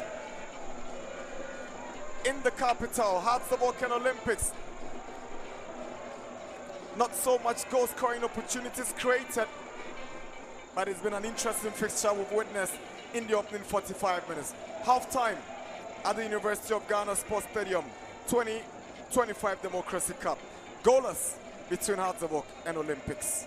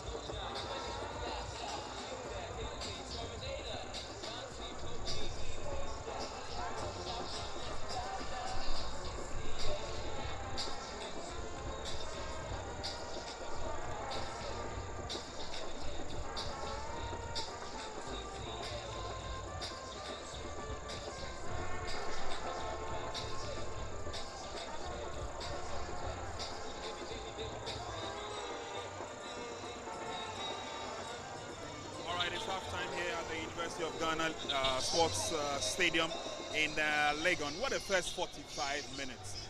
Both sides have showed that, yes, indeed, they are at loggerheads. They have showed the intensity in the first 45 minutes. And yes, chances have been created both sides. But Accra Hearts of Oak seem to have the edge based on the sharpness of their men up front. But Olympics has also been wonderful in defense, clearing everything that came their way in the first 45 minutes. It's halftime here at the Accra Sports Stadium, and Blackgate and Nanedu have joined me. Blackgate, first 45 minutes, they did go the way you expected. Absolutely, because I told you I was expecting an end-to-end stuff here. For Hearts of Oak, they tried to play their normal games in the faces of Great Olympics. But Great Olympics pick a clue from watching Hearts of Oak played against Kumasi Asante Kotoko in the last game of the Gaka Top 4 competition. And what the Olympics did, that worked to perfection for Kosula Adamu's team, was not to allow Hearts of Oak to play their normal game in central midfield. He loaded the midfield. He started the game with a 3-5-2 formation. Yeah. He never changed his tactics. He choked the midfield and made sure that they overcrowded the midfield. If you look at Hearts of Oak, they tried to play on the left flank where Martin Kakari was operating from. In terms of the right flank in Enoch Esubonting, he was staff of decent services. And then if you look at what Great Olympics did, they tried to play through their top marksman in Islam Muhammad. He basically gave Kevin Ose-Asibe and then Ali Muhammad a tough game in that first 45 minutes. But for Hearts of Oak, if they are to break down this stubborn Great Olympics team, then they will have to do something extraordinary to be able to carve them open at premium. I see. Okay. First 45 minutes has gone. Nanedu, you predicted a slim or a slender lead for Accra Great Olympics, but I'm sure you've been impressed with what you've seen so far from Olympics. I think Olympics is doing well. You know, I predicted a first half win for Olympics, but I think they've done their best, especially through the right side of their team, the right back. They are working hard, trying to throw men more forward for the Olympics team. When you look at the House of Oak team, they want to play the ball through the middle. That is why Olympics team has overcrowded that place. So it's making things difficult for Hearts of Oak to handle Olympics in that middle. And that is one thing that is working for them. Frank Duku is not getting that supplies that he needs for the midfield because of the way Olympics is operating in the midfield. I think in the second half, he should throw more wingers into the game. Try to cross the ball into the 18-yard box. That is where you can get the strength out from players like Frank Duku. So far, I'm impressed with what I've been seeing from Olympics. For you to hold on to Hearts of Oak in the first 45 minutes, I'm happy for them. Well, it's interesting. There's a lot of activity. There's a lot of fans here. Right behind us, we see Nat Brew also getting ready to perform for the fans out here. But second 45 is coming up. What will be the expectation? Are you expecting any significant change in the build-up of Accra Hearts of Oak? Absolutely. In terms of their approach, they started in a 4-4-2 formation. They have Hamza Issa on the bench, and if Hamza Issa is supposed to come onto the pitch, then it will add an extra bite for Hearts of Oak in terms of what they will do. But the most important thing is in that first 45 minutes, Olympics were able to deal with whatever Hearts of Oak has thrown to them, and Frank Duku has been left redundant. It was only Martin Kakari that was the most exciting player for the Phobians in them. For Godidi Dramani, he will need to take off one of his wingers and try to play a typical 4-3-3 formation to be able to have Hamza Issa partner Frank Duku on top, because whatever they've done in that first half, Olympics had perfect answers to that. All right, like I told you earlier on, it's fun and excitement behind us. You can see the dancers from Nat Brew's camp. So what we're going to do is that we don't want to leave you viewers out of the fun. We will switch over to what's happening on the field of play. Let's take a look at the legend himself as he performs in front of His Excellency the President. And we may come your way again as the match progresses. Eritrea, Egypt, Equatorial Guinea, Ghana, Guinea, Gambia, Gabon, Guinea-Bissau, Kenya, Lesotho, Liberia, Libya, Malawi, Mauritania, Mauritius, Morocco, Madagascar, Mozambique, Mali, Nigeria, Niger, Namibia, Rwanda, Swaziland, Sudan. Sudan, South Africa, Sierra Leone, Somalia, Senegal, Seychelles, Togo, Tunisia, Tanzania, Uganda, Zambia, Zimbabwe.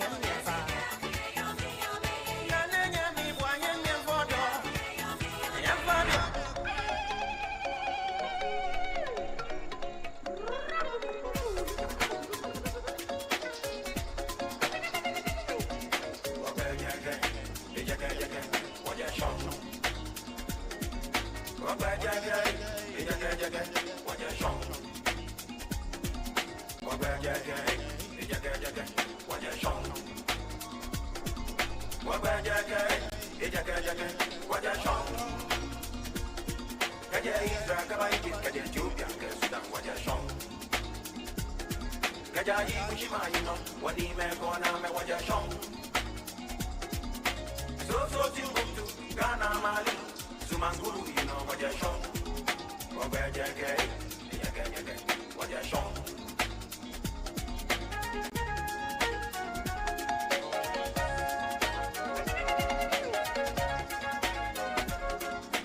So Zimbabwe, Ghana, Mali, Zumanguru, you know what you're shown.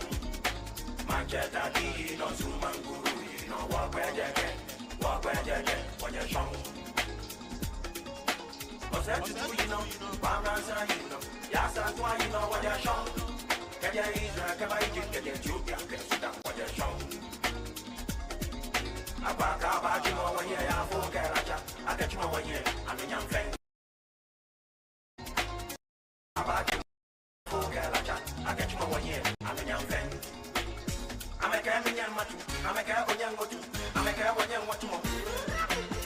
I'm a Gambian Matu, I'm a Gambian Matu.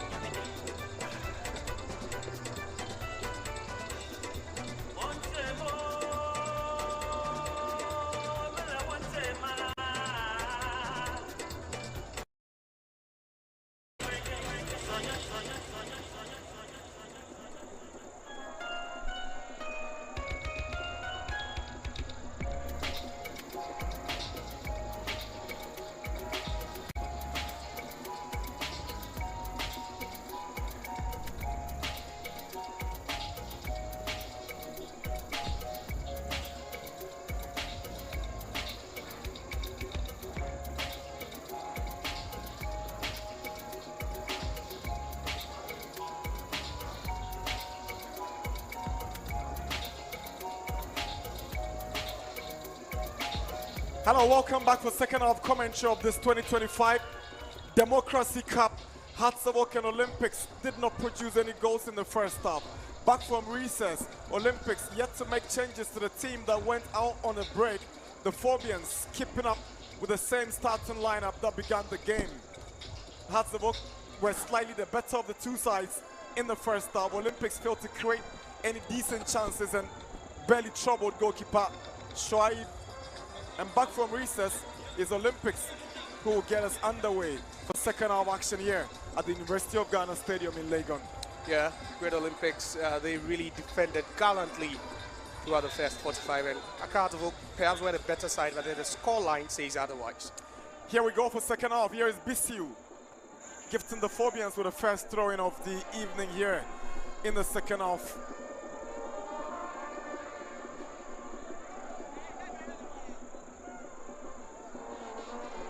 For Olympics coach Sule Adamu, it will be a major statement following his appointment as Olympic coach from Oko United last season if he wins this Democracy Cup. Amankwa Befi, that was a rash challenge on the Olympics midfielder. Yeah, and that was on Christian Dapa and Amankwa Befi. Boche's delivery. Flicked on by Boache. But Mensah, that's a poor touch from Mensah. Good play from Solomon Ako down the right side. Here is Islam, back to Ako. Islam gives the ball away. The former Dambot player seems to have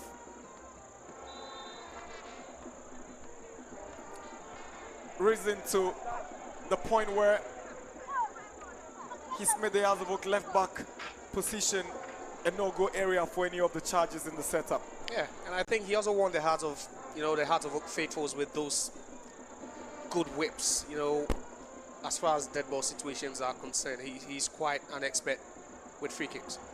Here is Boche, nearly got himself into trouble. Now Ali, he was fouled by the former Intala's Captain Boache. Mohamed Ali knew he was just going to win that ball, and Boache a bit, aggressive there. That arm shown extended towards the face of Mohamed Ali. And Great Olympics, I believe they just start with this second half with renewed energy. Here is Befi, it's a good ball to Kakari, down in the box for the Phobians. He wants support and Befi provides him support, but Befi's whip unable to beat the Olympics backline. Here is Esibe again. Goes low to Kakari. Kills the ball in and Hearts of Oak have a corner.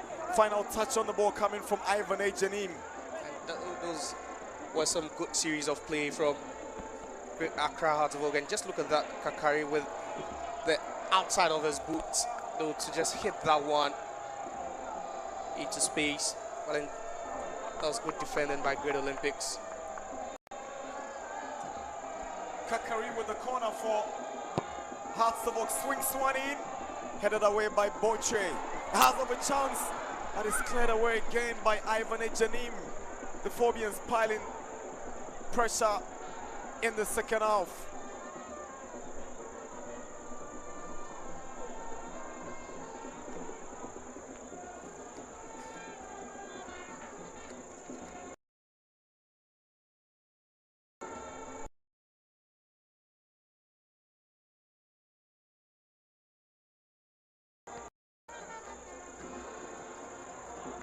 Hussein.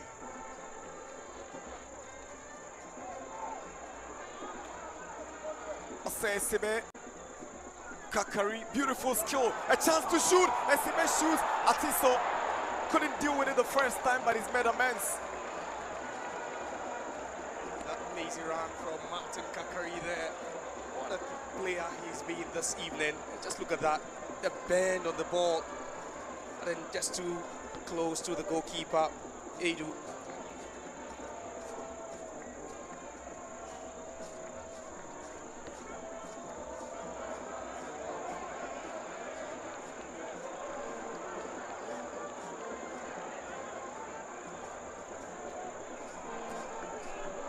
Duku on the run.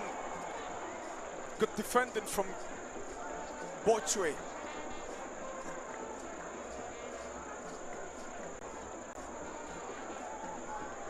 Bochwe was with the Olympics team last season who failed to book their Premier League ticket. Here is Duku up against Bochwe, and Atiso is up for it.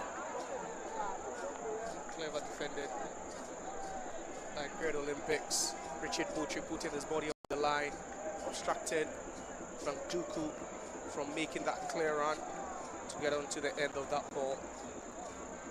They've been smart with their defending. Kakari, he's been lively in the opening stages of the second half. He tries to squeeze one through those legs in the Olympics back line. Now, Islam. On the right side, he picks up Solomon Ako, who switches delightfully to the left-hand side. Jonah Aite, Boache, Kobna. It's a good ball on the right side. And Ako is stopped in his tracks by Mensah. Now Abdul Karim. They can break away from the middle now.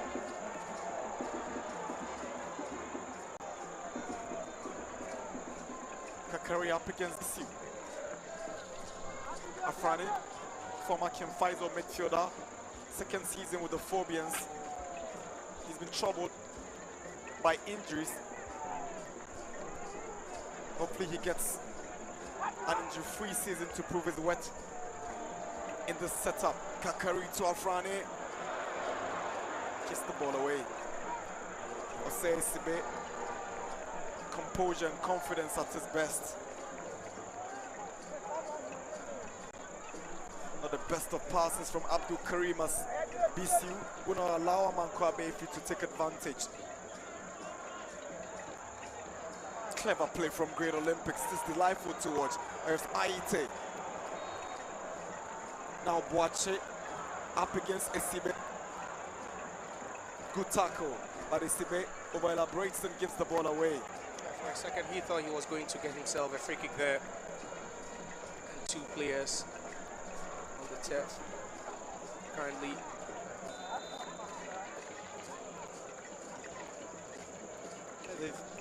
they're really lively. Accra Hearts of Oak through Martin Kakari in the first 7 minutes of the second half. Still not shown any sort of conviction in the final third. Another free kick for Great Olympics. This time, Esibe claims innocence, but Olympics would like to take advantage of it. And that's the incident again. Esibe, for a second, had his hands around Jonah Aite, pulling him to the ground. Samuel Boache, the former Inter-Allies player, to take the free kick. He was wanted by some Premier League team, but decided to opt for Great Olympics.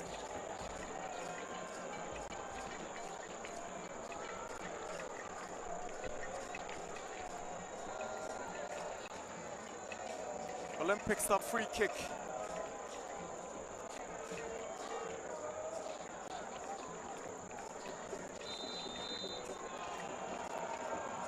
Watch it to the far post.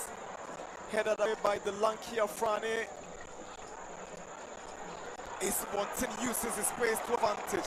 Here is the former Wafa speedster. Swings one to right, is aiming at Kakari. And Kakari nearly lost it to Boache. He does want to keep the ball. Good play from Kakari. But the final match just can't go through. Here in Mensah.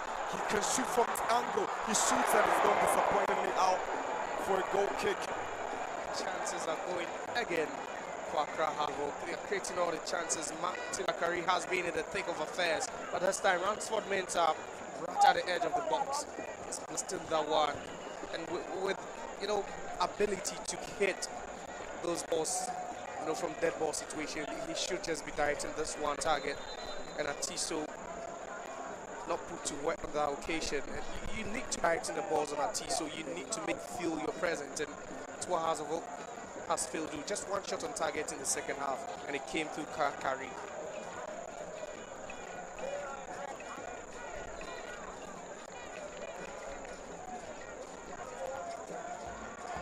Here is Islam to Akko. Promising move from Great Olympics. Cross I'm seeing. Watch is lurking. Controls the ball. He's got bare feet behind him. Kill for nimble footers. Swings one. No problems for Shoaib. Yeah, everyone went missing for a second in the box for Great Olympics. BCU beginning to find an antidote to the tricks of Kakari. Evanejanim nearly giving the ball away, but he shows his strength and intelligence. Lovely play from Great Olympics. Confidence is skyrocketing now in Great Olympics because it looks level now, but then that was that incident again. Ivan Ajiman just doing it all on his own. 3 out-of-hook players and just manages to stay composed.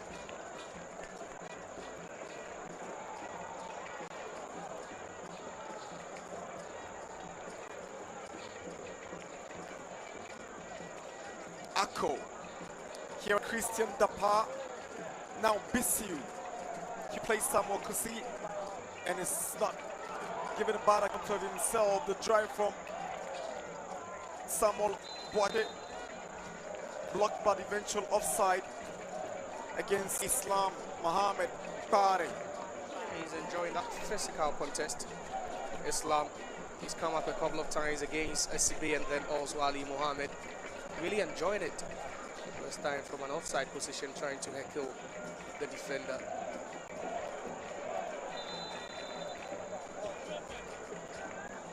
Hatsaboka coming up with 2 substitutions. Double switch for the Phobians upon Afrane. So Kwesi Asma comes in for Mohamed Hussein, and upon Afrane's place is taken by the enterprising George Paku. Paku joined from Accra Lions and it's been a delight to watch since his arrival. He's played a pivotal role for the Phobians in recent successes. Isibe gives the ball away. Here is Islam. But Asma, hurriedly called up to duty. Ali.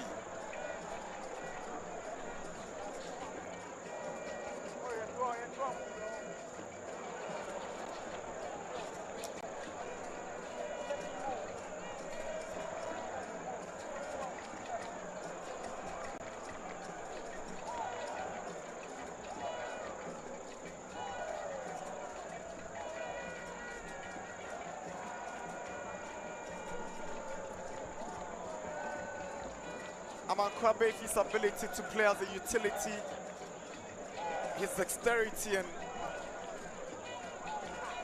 his understanding of the game is something that Didi Dramani will count on going into the new season. He's a coach who loves, the dynamism of the game. He's quite malleable with the setup all the time. Here is Bayfi trying to thread one for Kakari. Now Bayfi. Asma.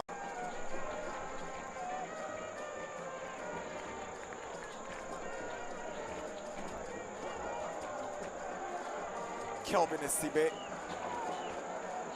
His only problem has been over-elaborating and sometimes indecision on his part. But beyond that, he's an exceptional player on any day. Yes, Kelvin Isibe. Remember that crunch game when they visited Kumasi Asante Kotoko last season, and he was by far the best player until he put a foot wrong in the dynamism of that game, and that has been his weakness as a player. But then that earlier incident there between Ivan Ajiman and then also Duku just colliding.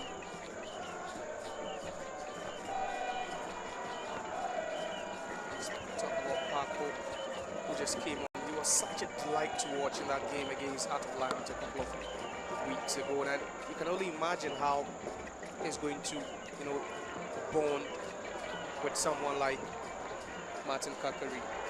Here's Esteban's cross. Benfi arrives, but he can't go for the first time effort, and decision goes in favor of Great Olympics and Bayfi stays down.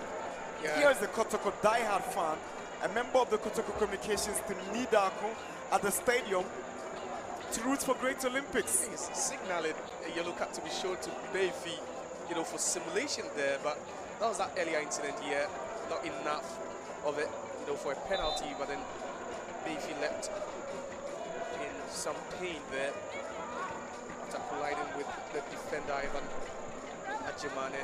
You talk about how, you know, versatile he is as a player, sometimes playing as a wing back, sometimes playing as a right back, sometimes playing as a right winger, and that's the sort of, you know, dynamism he's added to his game. And we've also spoken about Didi Dramani and his system, playing as with a 3-back system in one game. The next game he introduces the 4-back, the next time is the 4-4-2, the 4-2-3-1, and these players are buying into the concept, and it's even making it easier for him to change as, you know, and when he wants to, making it so easy for him.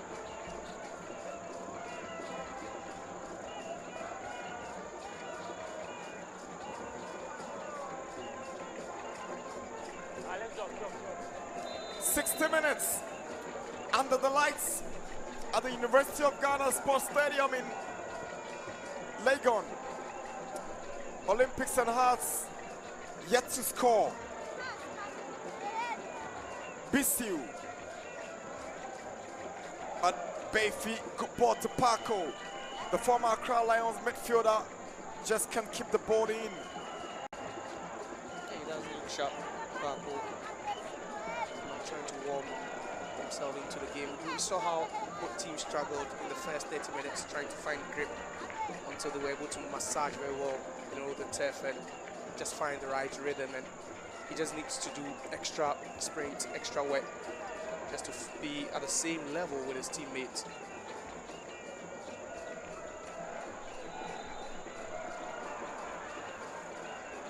Free kick, foul committed by Christian Dapa, who joined from Tudu Mighty Jets before the start of the season.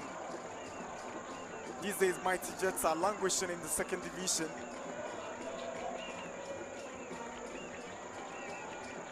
Mohamed Mensah's cross straight to the Olympics goalkeeper. He does not handle it first time.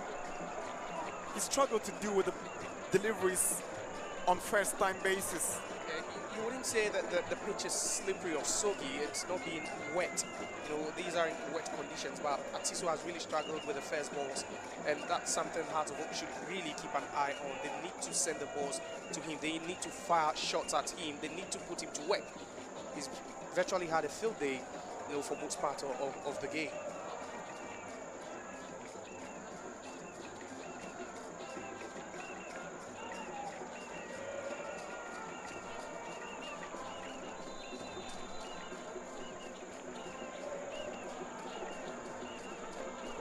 Hearts of Oak are coming up. Emmanuel Amankwa takes the place of Yamankwa Bayfi.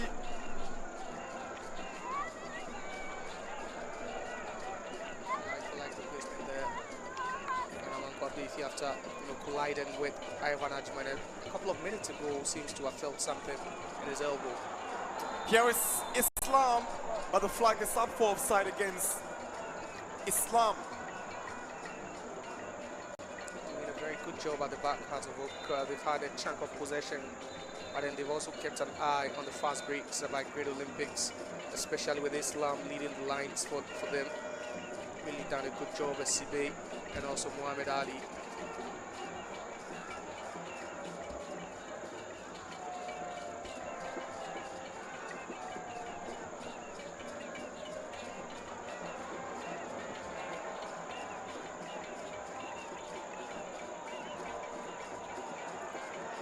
Esibe.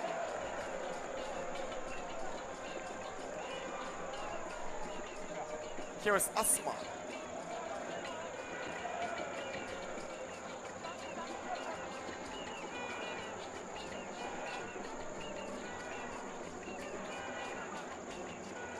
Hearts of Oak has seen a lot of the balls, but nothing productive yet. That's a very cynical challenge on Paco by the Great Olympics midfielder David Corbiner. Yeah, quite clumsy very dangerous there from Paco. Just look at that. A little bit late slid on the turf before just making contact with Paco. Abdul Karim. He used to play as right back for Nations last season. Amanko's ball.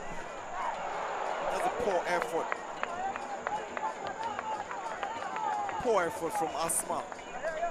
Former Hearts of Oak midfielder Benjamin Afutu watching from the stands. And coincidentally, the last time Hearts of Oak beat Olympics, Afutu scored in that game. A core part of that team that won the league, but then that was just disappointing from Kwesi Asma.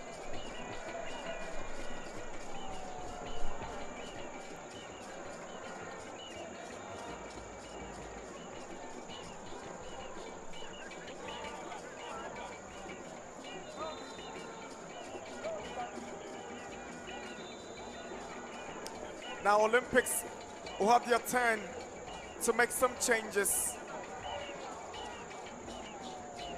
Solomon Ako. He's had a very decent game on the right wing. Joined Olympics from Zelina Africa just this season.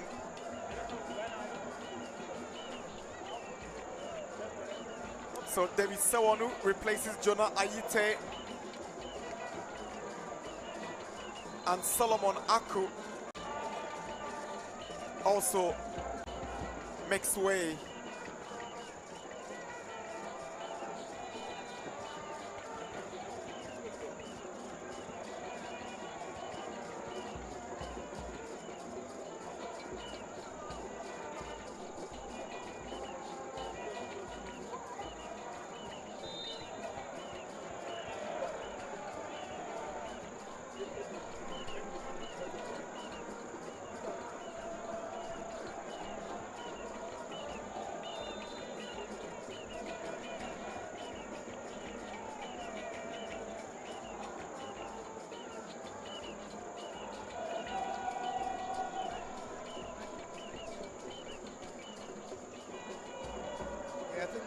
There's a great Olympics player on the turf currently. Looks like a slow.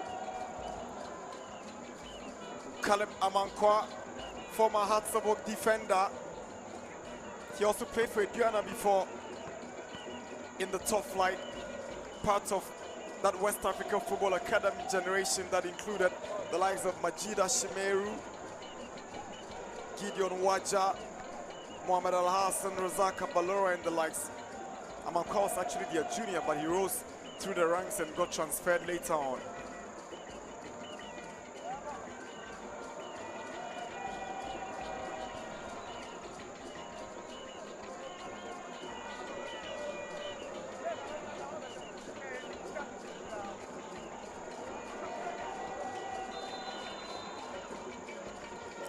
Kobna's delivery.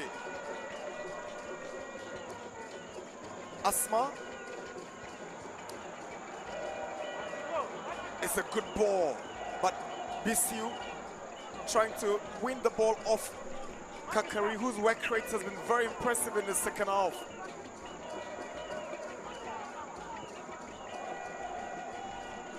Too much on that ball for Abdul Karim.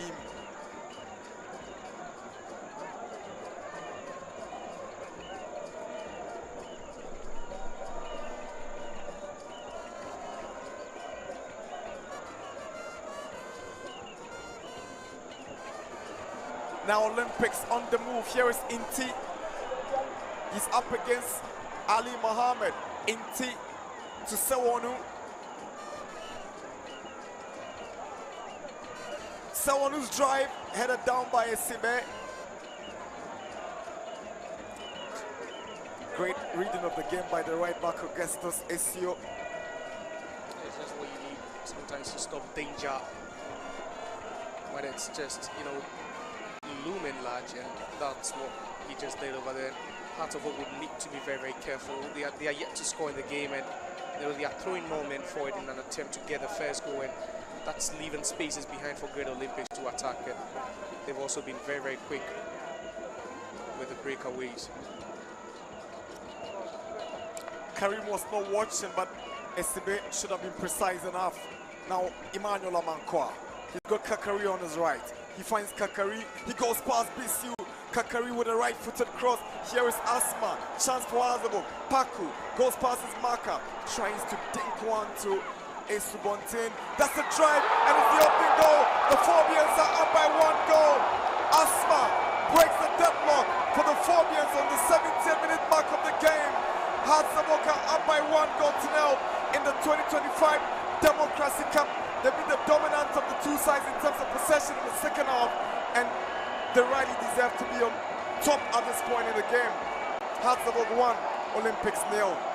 Rightly deserved for the Phobians, but then that error and that blood will be there on the hands of Atiso, though, who just allowed that one to sneak past his fingers into the post, but then take nothing away from Hearts of Oak. They've been the most brilliant side.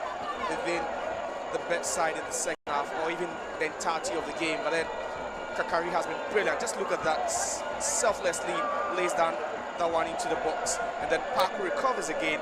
But then at this point, it was just not danger for them until Paku had to head that one down onto the path of Asma, who just hit that one on the half volley, and Atiso, the culprit here. That's a blunder, but the big question is, did the bounce of the ball on the turf take anything away from the goalkeeper's effort to grab the ball? Hearts of Oak would not mind. They have their opening goal. Hearts 1, Olympics 0.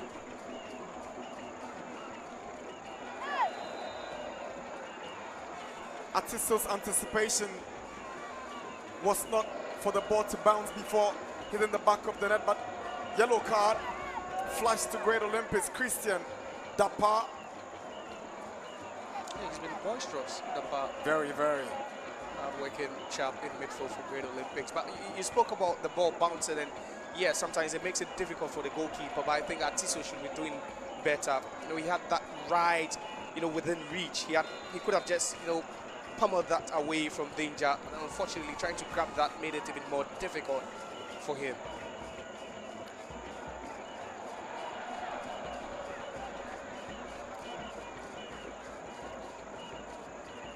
Emmanuel Amankwa, one of the versatile boys in this Hearts of Oak team, plays as a right back and left back, and here is Kakari again with some magical touch. Lovely pass. Asma slips and falls, and Olympics will take up matters. Esibe first in the air. Boachi stopped by Amankwa right before referee Theophilus Secher. Free kick. And this is the time of the game where you wouldn't want to, you know, take your eye off the game, not even for a second over there, and it's getting even more hostile between these two sides, especially after Accra Hearts of Oak just took the lead. You know they would want to win, but then they would have to get a win the hard way, especially against Great Olympics.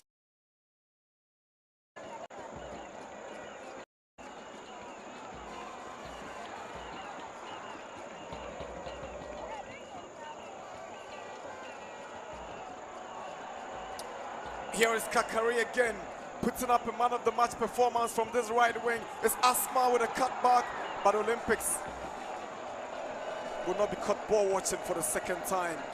Down the stretch, that's where you need your best players to show their quality, and Kakari just making things work for Accra Hearts of Oak. Whenever he's on the ball, you could sense danger. Whenever he's on the ball, you could feel the Hearts of Oak are just going to get something done over here. Hearts of Oak coming up with 2 more substitutions. Hamza Isa likely to join the fray.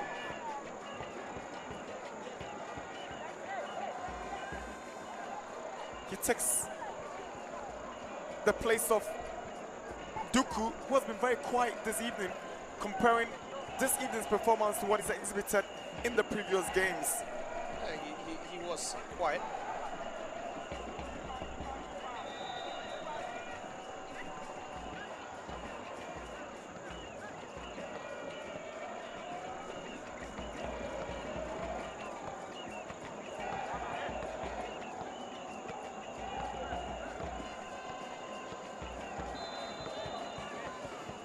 Paku's corner, headed away by Botre.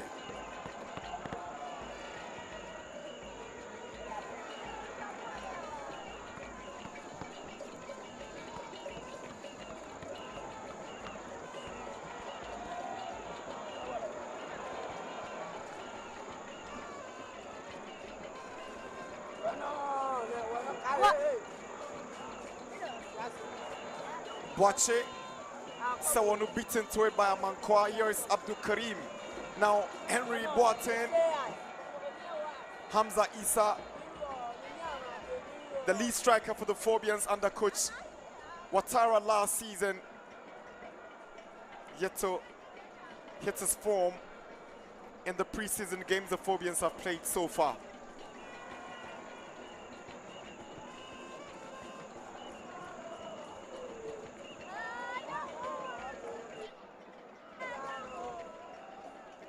Amankwa's throw-in. Esubontin tries a spectacular, but it's gone wrong for a goal kick to Olympics.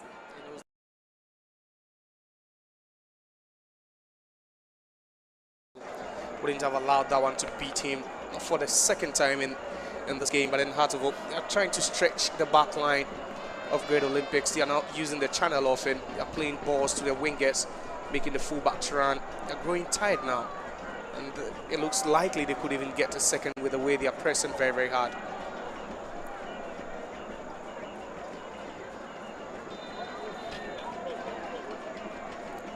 Now Olympics will equally come up with substitutions of their own as Didi Dramani throws more men in to consolidate their lead. Olympics will do the catch-up as they chill the Phobians.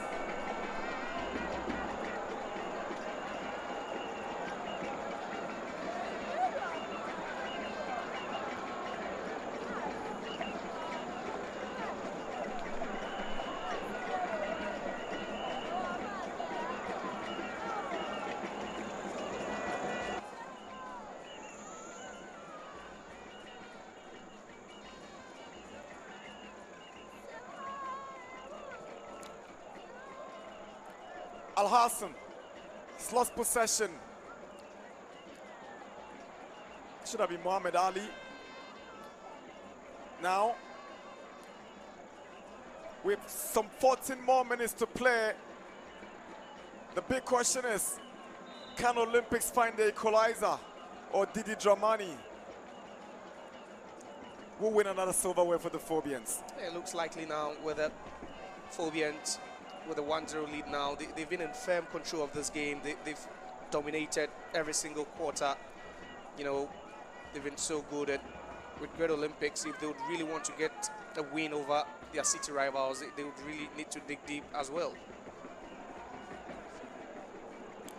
Good run, Olympics. Now BC was doing the chase, and someone who wants to get on shows great strength and desire. That's what to hang on to possession.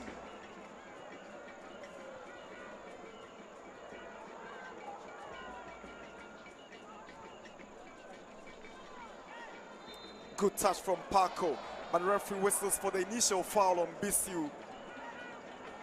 Yeah, that was a bit late from the referee. And BCU, he's also really played his part in this game for Great Olympics. Olympics nearly grabbing the equalizer. Impressive play from Great Olympics.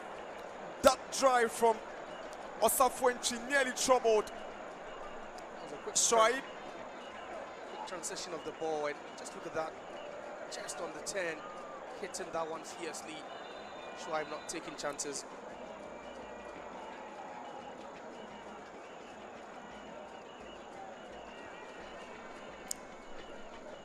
Corner for Great Olympics. The Dade boys are trailing the Phobians, and the corner comes to the near post. Here's Osafuenchi, and Paco takes over for the Phobians. Throwing. For Hearts of Oak's Cobness effort could only go past for a throw-in. Great Olympics, they've not really been, you know, impressive with their set pieces. They had a couple of them in the first half, some free kicks and corner kicks as well, but nothing impressive from the Dade boys. Because Hearts of Oak has made it very difficult for them, you know, to even create anything meaningful from open play, and these are the things you need to resort to, especially going into a league season where sometimes away games will be so difficult for you. especially with the away or home fans also, against you. You just need to make good use of these set pieces, and they've just failed to do that. But what about that for a strike again? Just 110, and he had just wanted on his mind, just get that ball on target. That Schweib with that good reflexive save over there. Hartsamok will be delighted to have 3 goalkeepers they can rely on during the course of the season. They brought in Agbasi, who last played for Dreams 2 seasons ago, and have Ghana's current #1 goalkeeper in their fold as well. Kobna.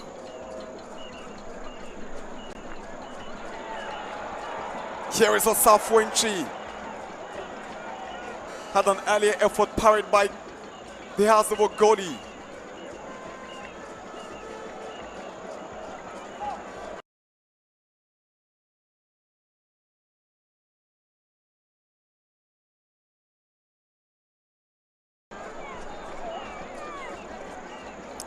Boche, there was a push on Boche by Hamza.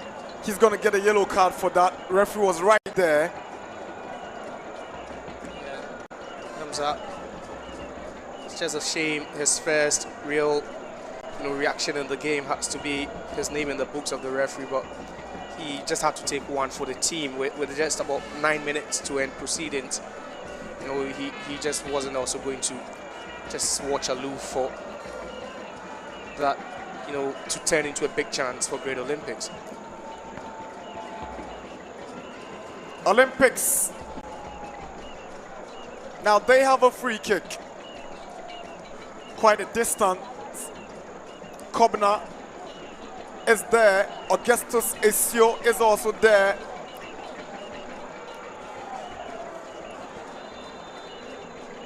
He goes to the left and finds Bisiu. Bisiu's cross headed down by Paku. That touch from Kobna goes straight to Paku, but Bisiu wins it. Sewonu gives it away. Osei clears it only as far as Kobna. He finds Boche. We're into the last 8 minutes of the game. Boche will go up to the right hand side. He's aiming at Inti. Lovely skill from Inti to go past 2 Hartsamok players, but he just fell down. Wanted the referee's whistle for a foul. Olympics bench reacts, thinking it should have been to the advantage. Yeah, that's what they are thinking, but I think I'll go with the referee's decision there. But another simulation there. He's just fortunate not to have gone into the books of the rest. It's getting more hostile and even more combative between these two sides.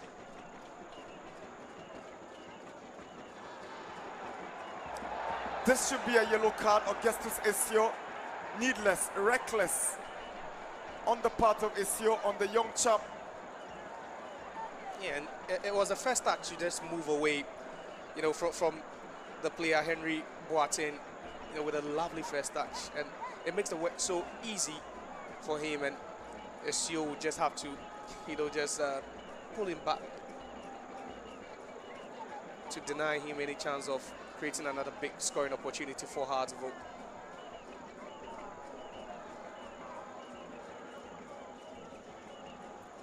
'83 minutes. Hearts leading Olympics 1-0. Mensah all the way back to Schweib.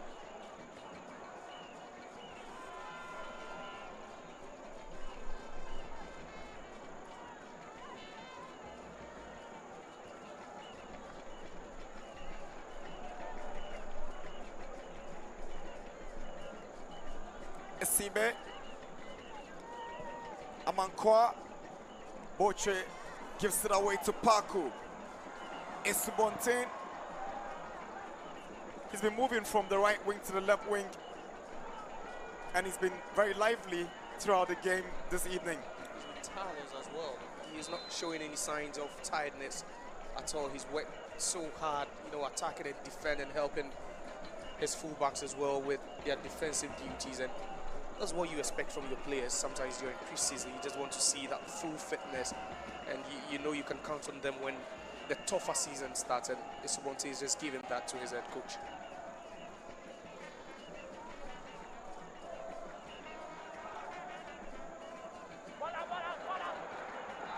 getting a bit physical between Asma and Isio. Yeah, Asma believes that the last touch had come off Isio, and I think that should have been a corner. You see both of them just sliding into the advertising board.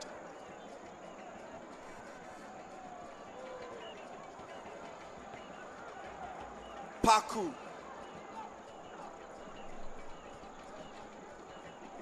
Esubontain.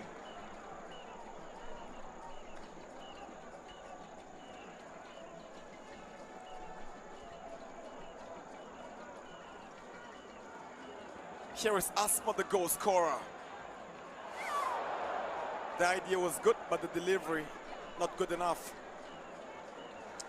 The players getting tired, and you just can't believe that this, you know, as a preseason competitive friendly game between these two sides, especially when the players, you know, start showing signs of tiredness. We just spoke about Esubontain showing no signs of tiredness, but then other players really showing it. And if you're a Hearts of Oak fan, you just be looking at this team and you be thinking, is this a team that can challenge for the league title? Is this a team that can get us our first league title since Samuel Boyd won it for us in 2021? And I believe perhaps the signs are clear for you to see, you know, from the President's Cup, you know, to the Homo Charity Peace Cup, to the top four where they were flawless, they were impeccable in their games, you know, and then to this game, the signs are clear. If you're a Hearts of Oak fan, you just could cross your fingers and just hope that, you know, these players will stay fit throughout the season, because the signs are so bright. For Great Olympics, they've not also been bad. They've given a good account of themselves, but then I think in Zone 3 in Division 1, the night's always tough over there. You have Accra Lions, you have Nanya, you have Golden Cake. You can mention the teams. It goes on and on and on. Golden Cake were finalists in the FA Cup. Exactly, and that's why losing their head coach, there's a new man at the helm. They've beefed up the squad, and it always gets tougher every season.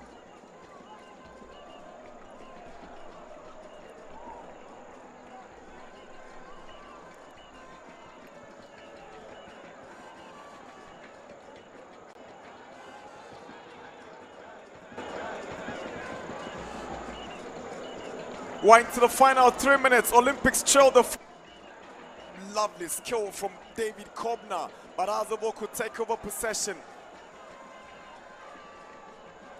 That's Henry Kokubuatin, the 17-year-old. The Phobians are hopeful that he's going to light up the Premier League when the season begins. Didi is just not happy with that decision from Harry. He thought he could have done better, at least, you know, trying to wind down the clock. You just make the right decisions. You just don't go reckless, and that's what he just did over there.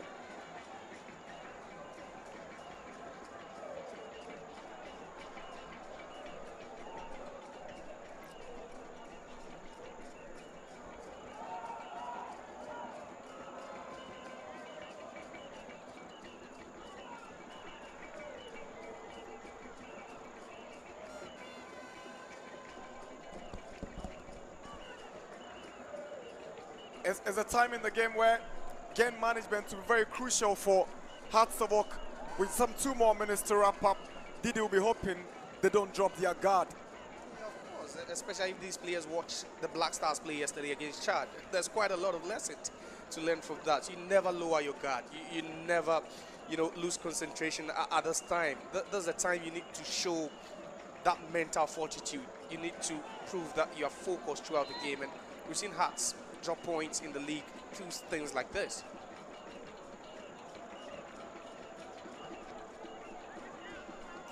Boche,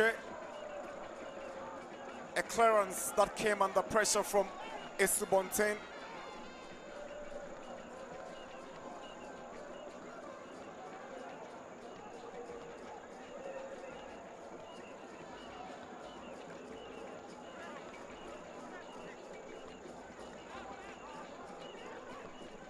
Esibe Amankwa.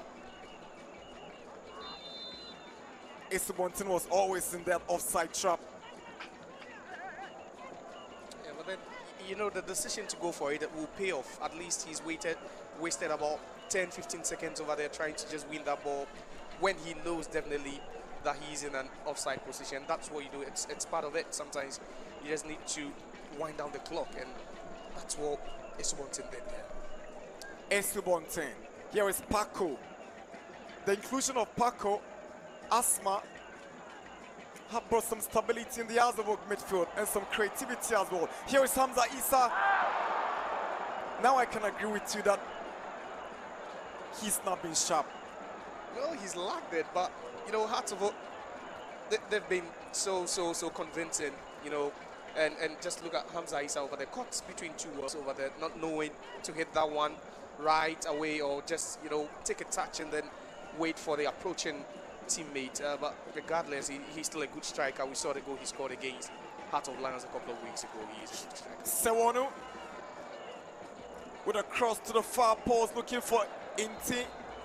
There's a handball against Inti, but the ball looked to have traveled outside before he handled it. It's still football. It's allowed sometimes for players to act smart as if the referee is not watching. But and the Hazleburg left back Ransford Mensah, the former Dambot FC player,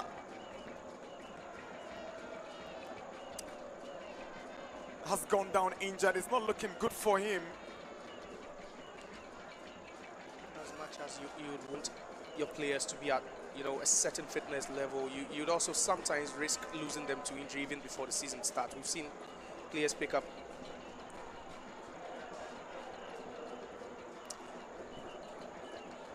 That's the new boy, 17-year-old, who joined Hazleburg from Grace Sporting Club, signed on a 3-year deal, and Hazleburg fans say the rest of the Premier League teams should look forward to his exploits in the new season. The last time it was George Parker, and now another 17-year-old boy. It's a good job they're doing, you know, building a team for a future, not just for now. And George Parker himself has been great.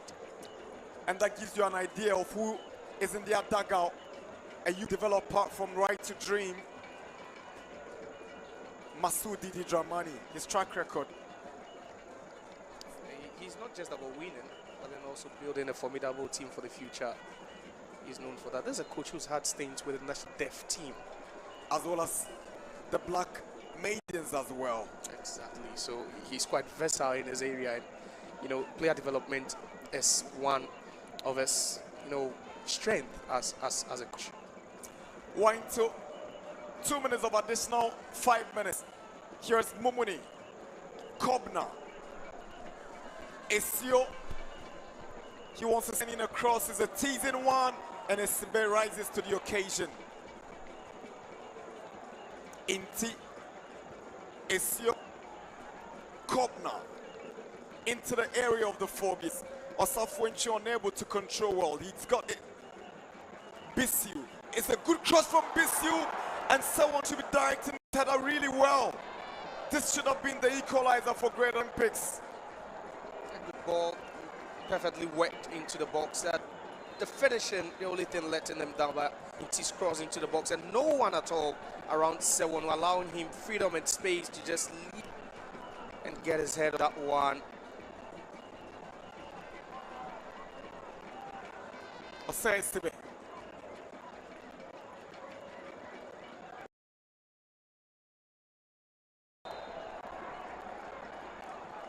The 17-year-old goes down from the charge of Augustus Esio. Or like wrestling the rugby challenge by Esio, just, you know, shrugging him down. He's been lively, Henry Boate.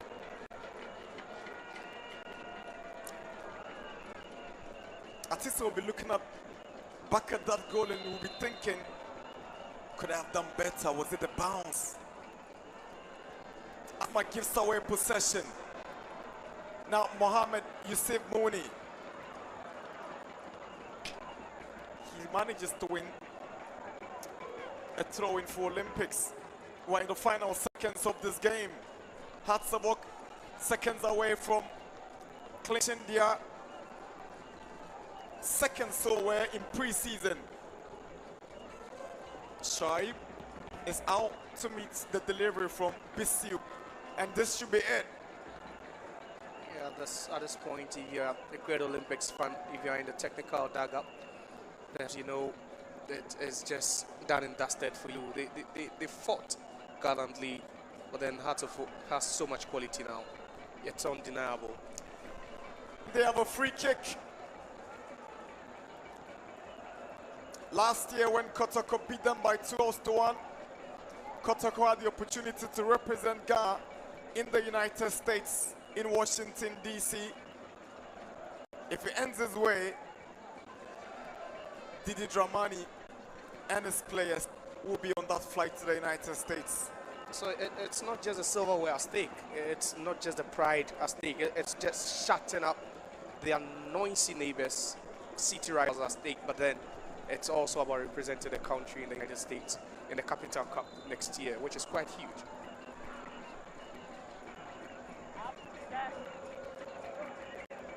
Mensah's cross flicked away by Ejenim. Chance for a second for the Phobians. Hamza looking for space, and Asma's effort goes on to the tartan tracks and is a goal kick. Yeah, and it's still Ghazali on the touchline, and he's been taken to the video. He can barely sit. The fact that they're one up. It's over. Victory at the Legon University of Ghana Sports Stadium for the Phobians. Hearts of Oak. Second team lucky. In the first edition, they lost to their bitter rivals. And in the second edition, they beaten their city rivals by a lone goal courtesy substitute, Kwesi Asma. Second silverware for Didi Dramani ahead of the new season. It's over here at the University of Ghana Sports Stadium in the 2025 Democrats Cup. And all hail the Phobians. Full time. Hearts of 1. Great Olympics 0.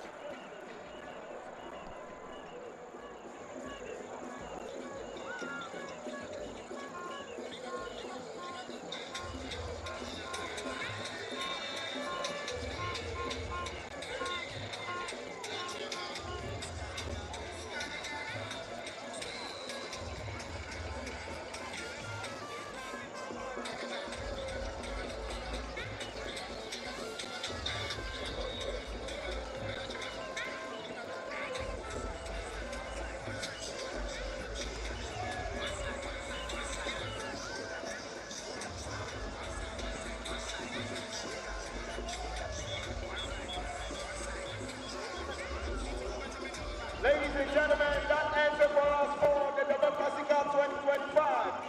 While we take a few minutes to set up and bring you the medal presentation. A big congratulations to Accra Hearts of Oak for winning the 2025 Democracy Cup. Ladies and gentlemen, please do take a seat for a few minutes while we set up to bring you the medal presentation and the man of the match. So while we wait, Mr. DJ, please play us some music.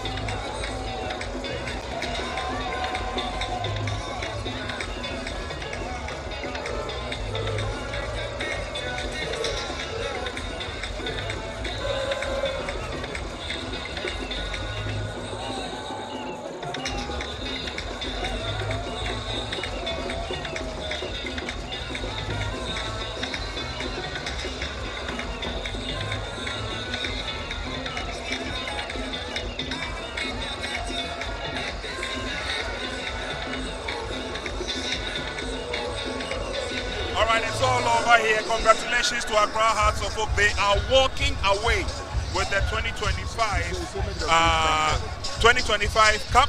And it's been a very good day at the office today. Look at the crowd. It's been a massive outing here today. But obviously, this Democracy Cup has to go to a winner. And we say congratulations to Accra Hearts of Oak. I've been joined by Coach Sule of Accra Great Olympics. Coach, thank you very much for giving us a little bit of your time. First of all, despite the fact that you are on the losing side, I think that a big congratulations should go to you. How have you managed to put together such a team as you get ready for the season? Okay, I think as we just said earlier on, it's a preparation that we had, which is the pre-season, which we are preparing towards the main league, which is the ultimate.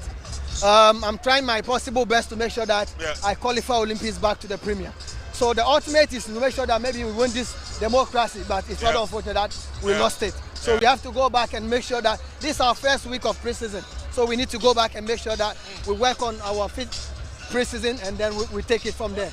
All right, this is one of the first competitive games that you've played during your pre-season.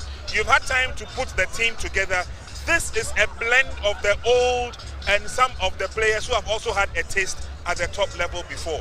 How easy or difficult was it to blend this team to get such a performance today? You know, it's very tough for me as a coach, especially when it comes to our players' mentality. So I try my possible best to make sure that I switch their mentality to my system. Yeah. So I think that is exactly what they are doing, and they are really improving. Every session you see, there's an improvement. Which means that there's a lot to look forward to when the season begins. Exactly, because the Zone 3 is same like playing in the Premier. Exactly. So we are trying to make sure that we get the right materials, that we understand the system, that we understand the information, that we understand the tactics as well. So we are on course. Okay. What message will you give to the many Olympic fans out there? What should they look out for this season? Yes, we're still trying to put a very solid team for them. We really appreciate their time. We admire them with their support and everything. They should still come in their numbers and come and support. We still need them around us so that at least they can push the team back to Premier. Thank you so much. All right. Thank you very much. Thank you very much. Congratulations. You did a yeoman's job there. That was the head coach of Accra Great Olympics. And we'll also find out from the winning coach what the mentality was like going into the match itself. But obviously, it has been a match that most people have enjoyed here, and especially the Accra Hearts of Oak fans, because it gives them a fair idea of what to expect going into the season. Coach Didi, thank you very much for giving us a little bit of your time. This is one match I saw you from a distance, and you were sitting at the edge of your seat. Sometimes it looks like things were not going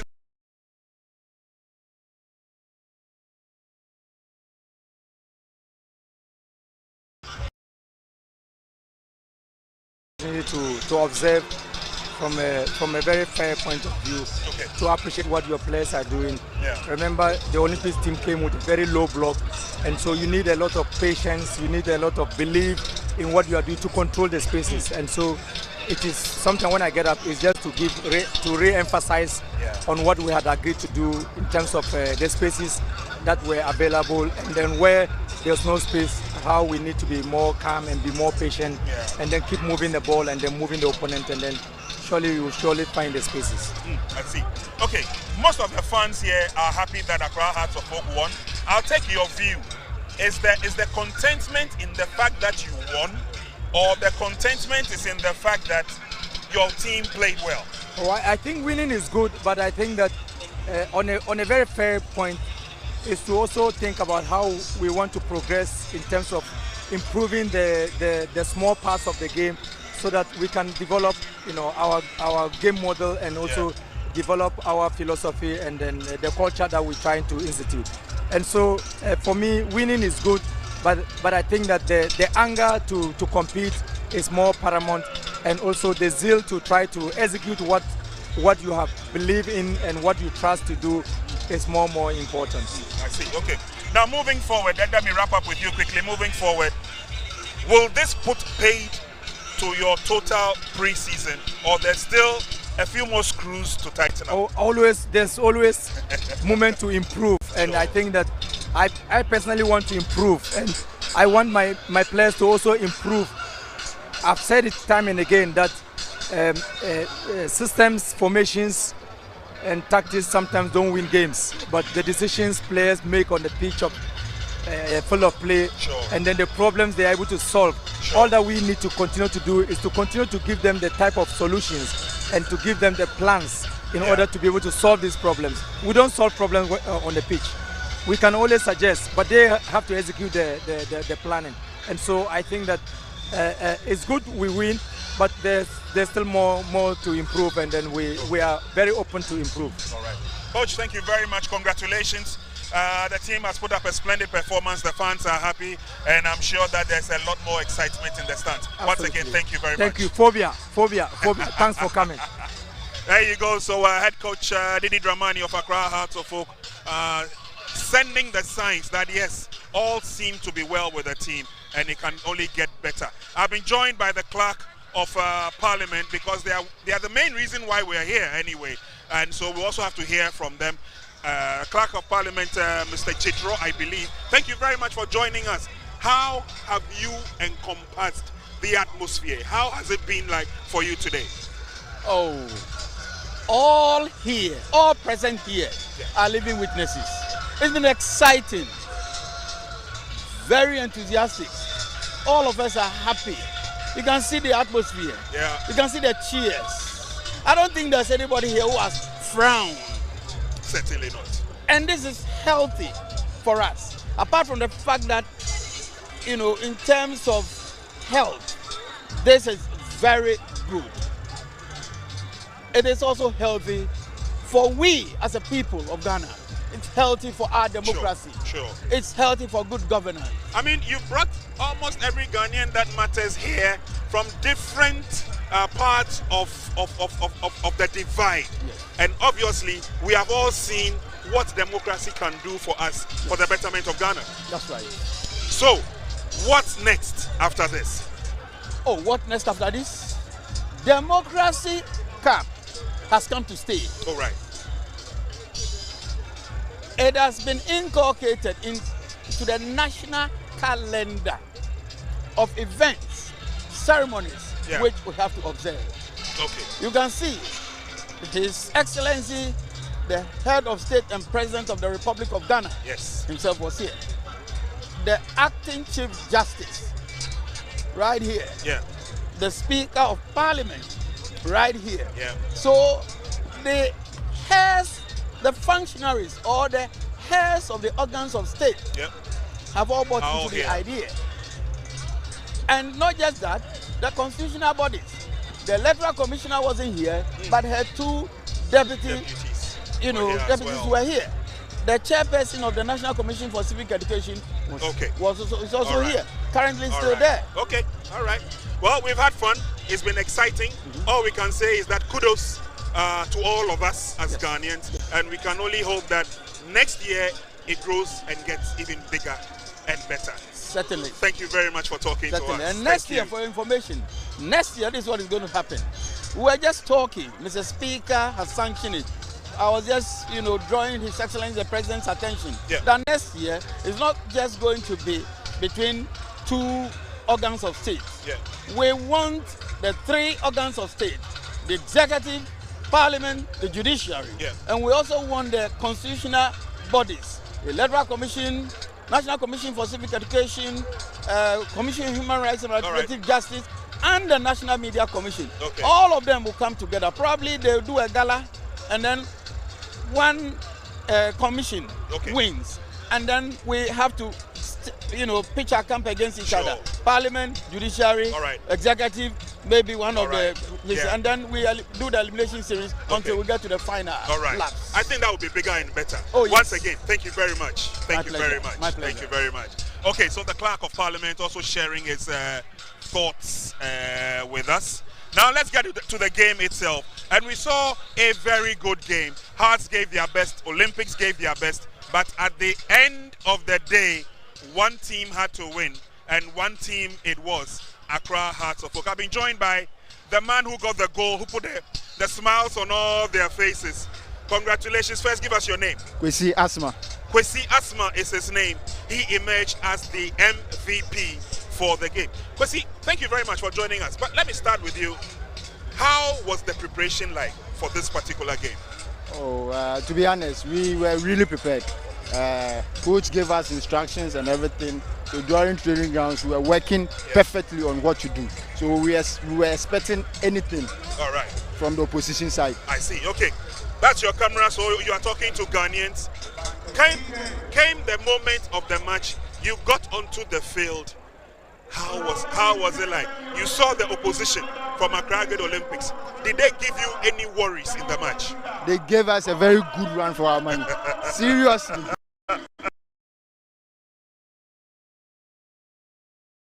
We just had to be patient, calm, and we kept on with the pressure until we got the goal. We were very prepared for this. You were very prepared. Yes. And after this, getting ready to start the league, what message do you have for your fans? We will call on all the Phobia family to always come in their numbers and support us. We need their support. Sure. Without them, we can't do this. Sure. So we always need them to support us. We will also do our best to always put smiles on their face. Thank you. Thank you very much. Kwesi, congratulations. Thank you. Good job done here today. All right, so that was the MVP for the game, Kwesi Asma of Accra Hearts of Oak. Talking to us. Blackgate joins me again, but behind us is the presentation, which is ongoing, and we'll be crossing in and out of the presentations to find out exactly what is happening. So, gentlemen, thank you very much for joining us. Behind us is the presentation stage. All is just about set, but we indeed have witnessed a good game here today. Blackgate. Great Olympics gave us a very good game. It was a fascinating battle across the 90 minutes. And for them, this being the first competitive preseason game for them to play against Hearts of Oak speaks volume. It tells you the kind of quality coach that they have in Coach Sule Adamu, one of the finest young coaches on the local scene. And for Great Olympics themselves, what they brought on board today tells you the kind of quality in there that they have. The player spotted number 10, Jesse Boachi, has been an explosive, a revelation, an entertaining player to be able to watch here at the University of Ghana Sports Stadium. And for Hearts of Oak, continuity is key. They continue from where they let off in the GACA Top 4 competition, where they beat Kumasi Asante Kotoko by 2-0. And this evening, in an awkward opponent like Great Olympics, they found a way to win the game. Found a way to win the game, but Accra Great Olympics have really surprised a lot of people here. Nanedu, you predicted that at least the first 45 will be a slender lead for Accra Great Olympics. Will you say that Olympics lost the game maybe because of inexperience? Hearts of Oak have a good team. Hearts of Oak, they have a good team. So I'm not really surprised the second half they were able to pick the maximum win. 1-0 against Olympics. I think let's give praise to the Olympics coach. The way he managed the game, the way he was able to protect his back four, not to concede more goals against Hearts of Oak, he did well. And I think Hearts of Oak deserve to get a second half win. 1-0 win against Olympics is a good win for them, but I think Olympics have done enough to at least manage. All right, okay, so we will take a look at what is happening back there, and I've just seen the Right Honourable Suman Agbabin, the Speaker of Parliament, just mounting the stage. The Ghana chair is also there.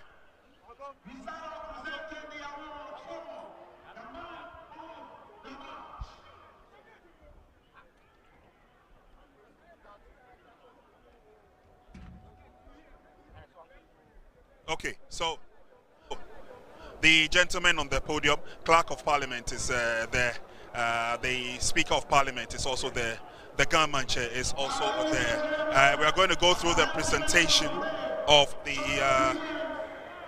the trophy and the most valuable player.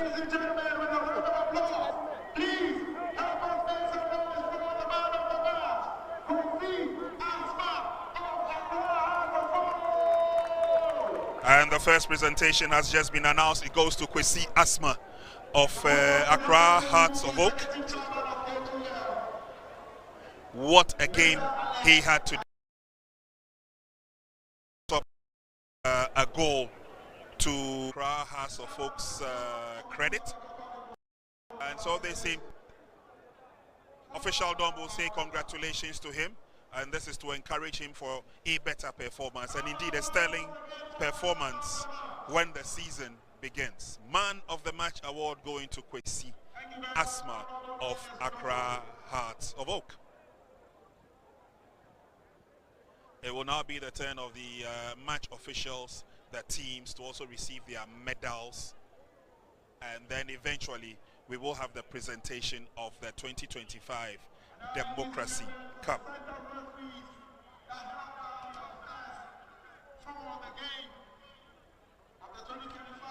So we now concentrate on the match officials for the final match.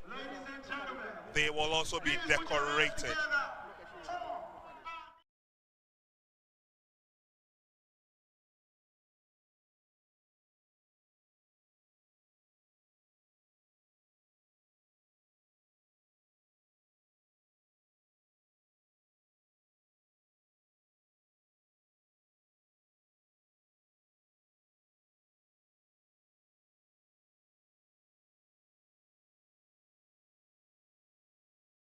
Order.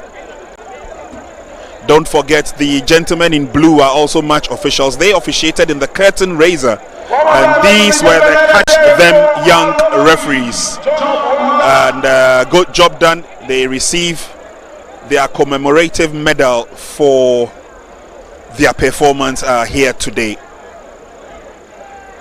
And congratulations to these young men.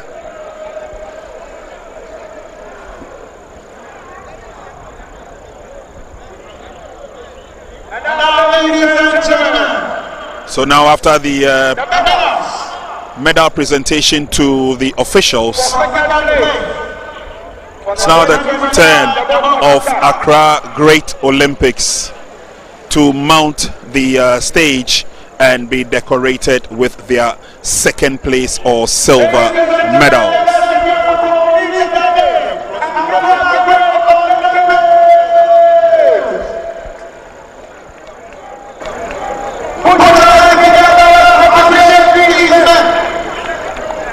Now the turn of the Accra Great Olympics team. They're also known as the Wonder Club. And they came, they saw, they couldn't conquer though, but they played their hearts out. Congratulations to this young team, and according to Coach Sule, he says he's taking his time to put this team together. The target is to get Accra Great Olympics back to the Premiership. And I'm sure they'll be spurred on by this feat and will go the extra mile. Making the 2025 Democracy Cup a success. To all our media lovers, very thank you as well. Right now, still going on with the presentation of medals to Accra Great Olympics. Runners up in this Democracy Cup.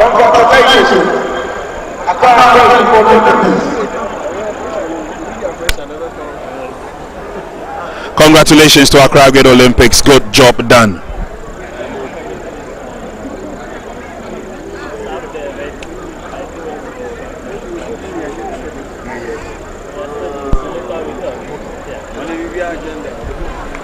Now it's the turn of the team officials,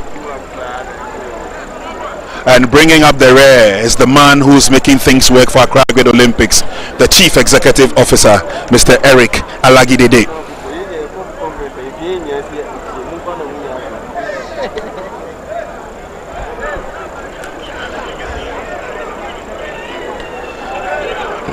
So congratulations to Accra Great Olympics. Is now the turn of the winners of the 2025 KGL Democracy Cup.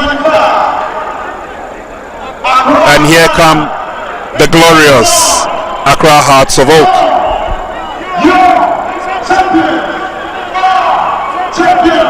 Ladies and gentlemen, never get before. Accra!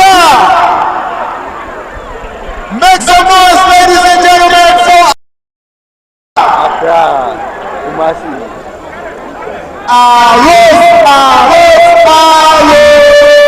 Ladies and gentlemen, make some noise for Accra Great Olympics! I beg your pardon, Accra Hearts of Oak. Congratulations to the eventual winners. Glorious Accra Hearts of Oak picking up their medals. Good job done. A 1-0 victory over their arch rivals, Accra Great Olympics. We'll be going to Germany. Ladies and gentlemen, make some noise one more time for your champions, Accra Hearts of Oak. Wonderful performance from the team. The fans are happy. We had a chat with Didi Dramani.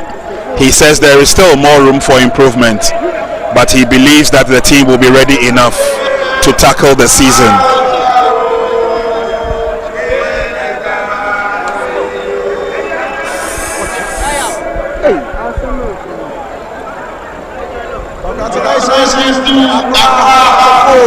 It's been a good job done at the office today for the Phobians. The players go through with their presentations. It's now the technical team.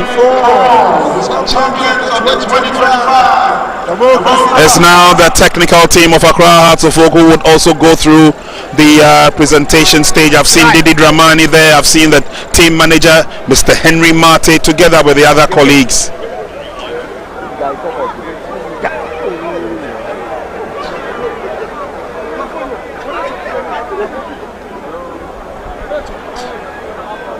And after the presentations, we will go over to the main podium where the trophy will be presented, and I'm sure this will be done by the Speaker of Parliament in the absence of His Excellency the President.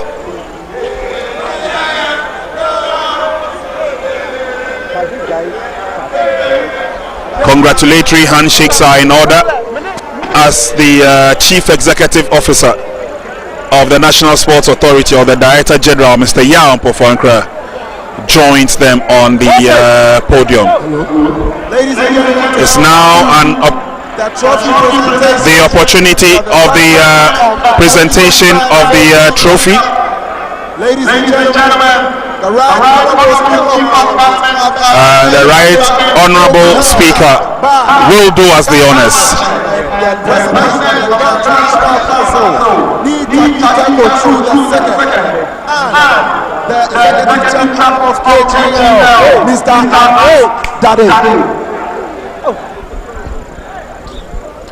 So now let's go for the final part of the presentation. Is when that glittering trophy is lifted by Right Honorable Speaker of Parliament, handed over to Niga, and this will also be handed over to now, ladies and gentlemen, Mr. Esibe. Parliament will hand the trophy to the captain of the Accra Hearts of Oak side. Osei Esibe receives the trophy from Niga. Ladies and gentlemen, move over to the podium for the final presentation. After a the 25 Democracy Cup is none other than Accra Hearts of Oak.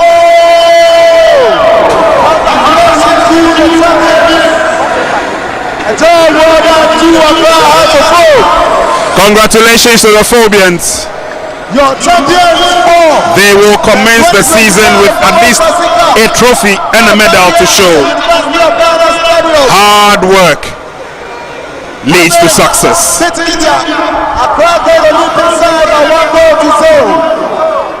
get to raise the Commander Trophy and also make the trip to Germany. Ladies and gentlemen, my name has been and continues to be Bob Yotis. Didi Dramani enjoys a keenly ride, but definitely it is the coronation of hard work and dedication on the part of Accra Hearts of Oak. To Interblast, to Matibai, to Grow Ghana, to Ghana Tourism Authority, to GNDC, to Ghana Gas and all of our media brothers and sisters here. We say a very big thank you to you for making your way here.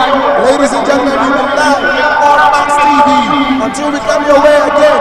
It is your champion, our champion, Accra Heart of Oak.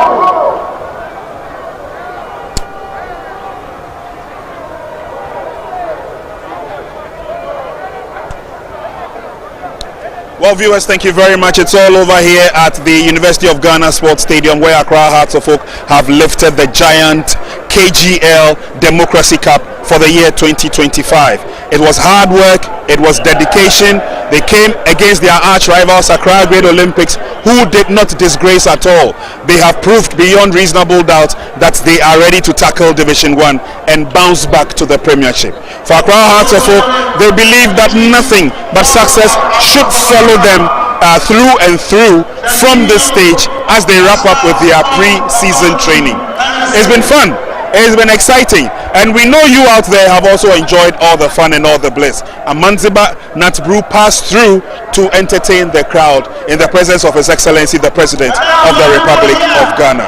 Once again, on behalf of the entire crew that made this coverage possible, we say thank you very much. And as you rightly know and trust, Max TV, we are there to bring you nothing but the best and the latest in the world of sports.